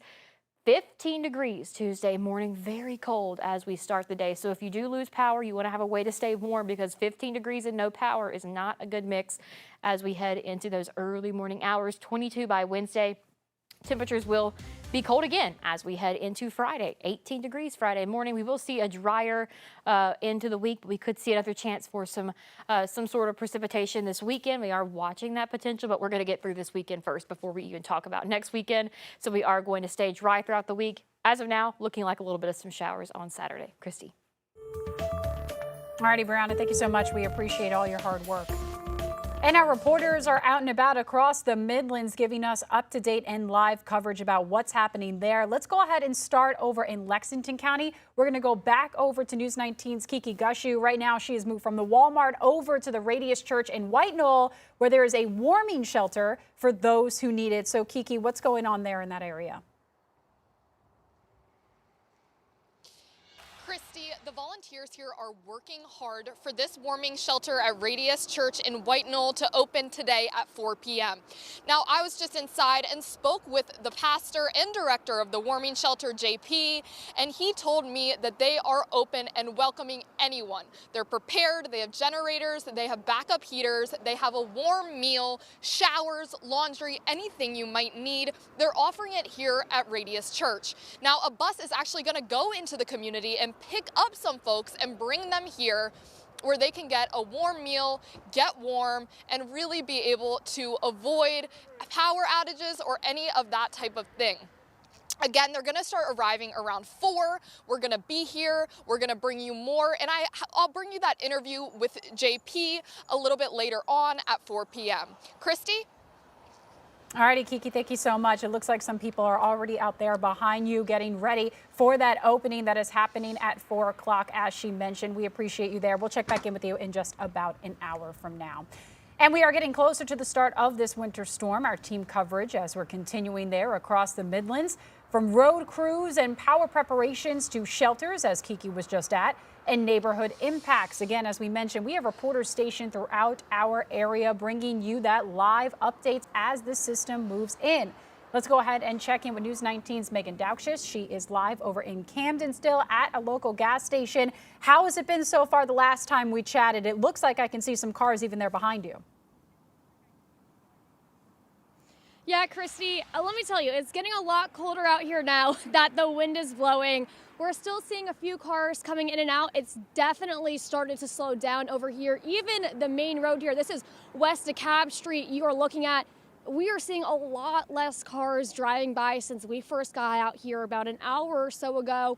But I spoke with some more people coming by. They've been trying to, fill up those gas tanks, chop off those cars, get some gas for their heaters, whatever it might be. Some people are trying to get some kerosene earlier for their heaters. A kerosene pump here is actually broken. We've seen a few people come by trying to get some, and so did this person here we're going to go listen to from. His name's Joe, and he came by to try to find kerosene for his heater.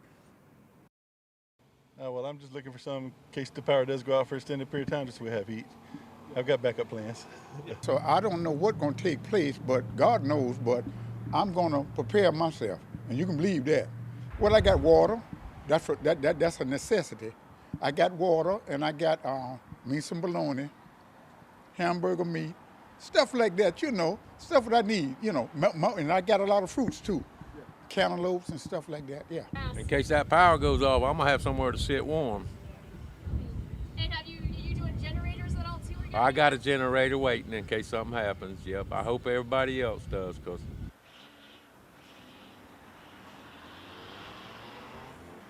Yeah, so those are some folks that we've seen coming by this gas station today trying to prepare. I know people have also been stopping in to grab snacks inside. I spoke with the worker inside earlier. She said it was a lot busier, I'm assuming earlier today because we're seeing it slow down now. But she said hundreds of people coming by. She said people every 2 minutes. So that's a lot of people when you think about it, when this gas station's got about 8 or so pumps around. So, but like I said, people are stopping in for gas, stopping in for snacks, trying to get those last minute errands done before this storm comes in and it gets too cold. So, Christy. All righty, Brianna, thank you so much, Megan, excuse me. Thank you, Megan. We appreciate you being out there. I'm looking over at Brianna right now because that's what we're seeing right now with all of this winter coverage. So many people are going out and about, making sure that they are getting ready before the events that are going to happen later today. Turning over to Brianna, here's on my left, and we're continuing to get the very latest about that, Bree. So later tonight is really at the point where we're going to be seeing it. 7 o'clock, we're thinking? I would say you could see the first showers around 7 o'clock. Could be 6, but it's going to get a little bit more scattered as we head into the night. So it can start off pretty isolated, and then we're going to see it becoming a little bit more scattered. So here's a little bit of a general time frame. I would say be home by 6 or 7 because once you get any later than that, it's going to get dark. Temperatures are going to drop pretty quickly. Things will begin to freeze. Travel will be the worst as we head into the overnight, early tomorrow morning. After lunchtime tomorrow, things may be okay as temperatures slowly try to get above freezing. And then especially as we head into Monday morning, though, we could see more of those travel impacts as we could potentially see a refreeze. So something we're watching out for there. But overall, be home tonight by 6 or 7. That's when things are going to get started. And it's just going to continue to increase in activity as we head into the overnight hours and tomorrow. Here's one last look at those totals as we head into the weekend. We did dial these back a little bit, which is actually some pretty good news in the Midlands, but still expecting some significant ice impacts, especially if you're along or north of I-20, where areas in Newberry County, Fairfield County, Saluda County, even Kershaw County could get a 1/4 inch to a 1/2 inch of ice. And that's definitely where you start to see some of those issues. If you're south of I-20, you could still see some road issues with that glaze to 1/10 of an inch. Power outages may not be quite as scattered there, but overall, not looking as bad as it did earlier and here in the Midlands. So definitely some good news. We're getting more of those numbers and more of a better idea as we get closer to this storm making its impact. And also, it's really important to mention that after this weekend, those temperatures are going to be really, really cold happening on Monday. So that's also that severe threat, right? Right. If you don't have power Tuesday morning still, which is, that's possible. A very high possibility. 15 degrees. That's really cold to not have power or heat. So you need to have that backup plan in place. It's better to prepare and not need it than to wish you had. Yeah.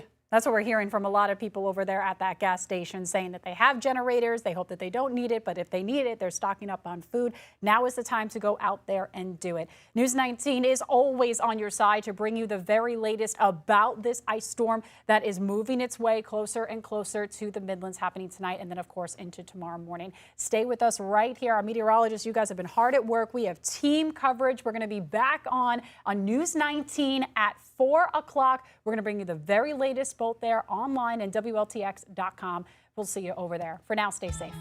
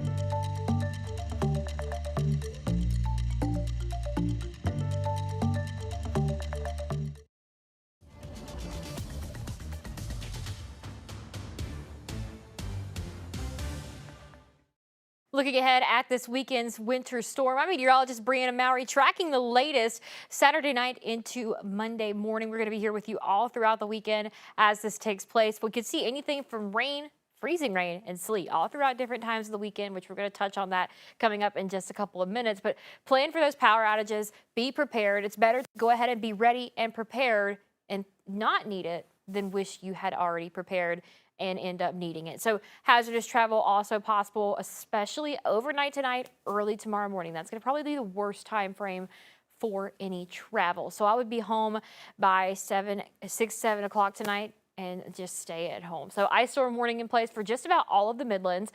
A winter weather advisory is in place for Clarendon and Orangeburg counties. These began at 1 o'clock today and will go all the way until 1 o'clock on Monday, as we could still be seeing some impacts even into the start of next week. Now here's a look at the totals. We did tail these back just a little bit. So definitely some good news. The lower the totals, the better the situation will be. So looking along I-20, could be 1/10 of an inch to 1/4 of an inch. So 1/4 of an inch is where we really begin to see those issues. So still plan for those power outages if you're along I-20 and especially north of I-20. If you're in the northern Midlands, Fairfield County, Newberry County, Saluda County, Kershaw County, you could even see up to 1/2 inch of ice. And that's really when we could see some pretty serious issues. So if you're south of I-20, Orangeburg, St. Matthews, Manning, Sumter, a glaze to 1/10 of an inch, this will still cause slippery surfaces on roadways, especially bridges and overpasses and sidewalks. So still some impacts there. So every one of the Midlands going to be seeing some wintry weather as we head into this weekend. So here's where the storm is now. It's still off to our west, pretty far off to our west, so we have some time, still several hours to go. If there's something else you need to run out and grab really quick, you do have a few hours to do that before things really get started. Here right now we're just seeing cloudy skies, 39 degrees for that current temperature, but these temperatures are falling. So just a little bit ago we were in the mid 40s, now we're in the upper 30s. So these are beginning to fall pretty quickly, and by the time we get to this evening, we will see us get below freezing and then even into the 20s. So by 7 o'clock, we're still just above freezing. But then once we get to 8:31, that's a pretty big drop over a short span of time. And that's when we're going to really begin to see that freezing rain moving into the Midlands. And we're going to get in the 20s overnight tonight. So we're looking at if something's going to fall, it's going to stay. Looking at those impacts, there's a timeline. This is a lot to look at once, but we're going to break it down for you. Sleet could begin at the very beginning of this. So by 7, 8 o'clock, we could see some sleet. That's the little ice balls that bounce off of everything. You'll hear it, and it won't stick to power lines, but it could still cause some driving issues. That's going to change over to freezing rain once we get later into tonight. And this is where we're going to see most of those issues. The worst of the freezing rain could be from, 8, 9 o'clock tonight all the way into early tomorrow morning. So this is going to be all night long. We're going to see this freezing rain falling. Looking ahead to Sunday, tomorrow, we'll see this tapering off as we get closer to lunchtime. We could even see a break in the activity through the afternoon before another wave of what looks to be just rain as we wrap this up tomorrow night. Temperatures may get enough above freezing that we could see an all rain event as we head into tomorrow night. We're definitely getting some freezing rain tonight. Hazardous travel will again be the worst overnight tonight and early tomorrow morning. Power outages will also start to become an issue as we head into tomorrow. So tonight will actually be should be okay. We could still see some isolated issues, but for the most part, we will see more of those outages coming into play tomorrow when winds pick up as well, and we see more of that ice accumulation early tomorrow morning. So here's the forecast of where things are going to be in the next couple of hours. We could see 7 or 8 o'clock some isolated areas of sleet or freezing rain reaching the ground, but as we head into the night, this is going to fill in. It's going to become more scattered, and especially into the overnight hours. Lots of pink showing up on there and into early Sunday morning. This is where we're going to get a lot of those ice accumulations. So while we're sleeping or just waking up tomorrow, it's not going to be a good time to be out. That's going to be the worst of this. We'll still see some lingering showers into the afternoon, but temperatures could get enough above freezing that this next line of rain that moves through by 5, 6 o'clock on Sunday could actually be rain. And we could even see some thunderstorms from this as this line pushes through. Also some breezy conditions, so not a good mix for any ice out there. But by the end of the day on Sunday, very early Monday, just after midnight, this begins to push off to the east and eventually off the coast. We'll see sun coming back out on Monday. Temperatures are going to warm up Monday afternoon, but heading into Tuesday morning is when we will still have that chance of a refreeze. 18 degrees for that low. If things don't dry out enough Monday afternoon, they're going to refreeze again on Tuesday. Those low temperatures are going to be below freezing just about every single day as we head into the week, especially Tuesday. So if some people still don't have power Tuesday morning, 18 degrees and no power, definitely not a good situation. Have that plan in place in case you do lose power to stay warm. Heading into next week, temperatures still going to stay cold in the mid-20s even by Wednesday. Here's one more look at those ice totals.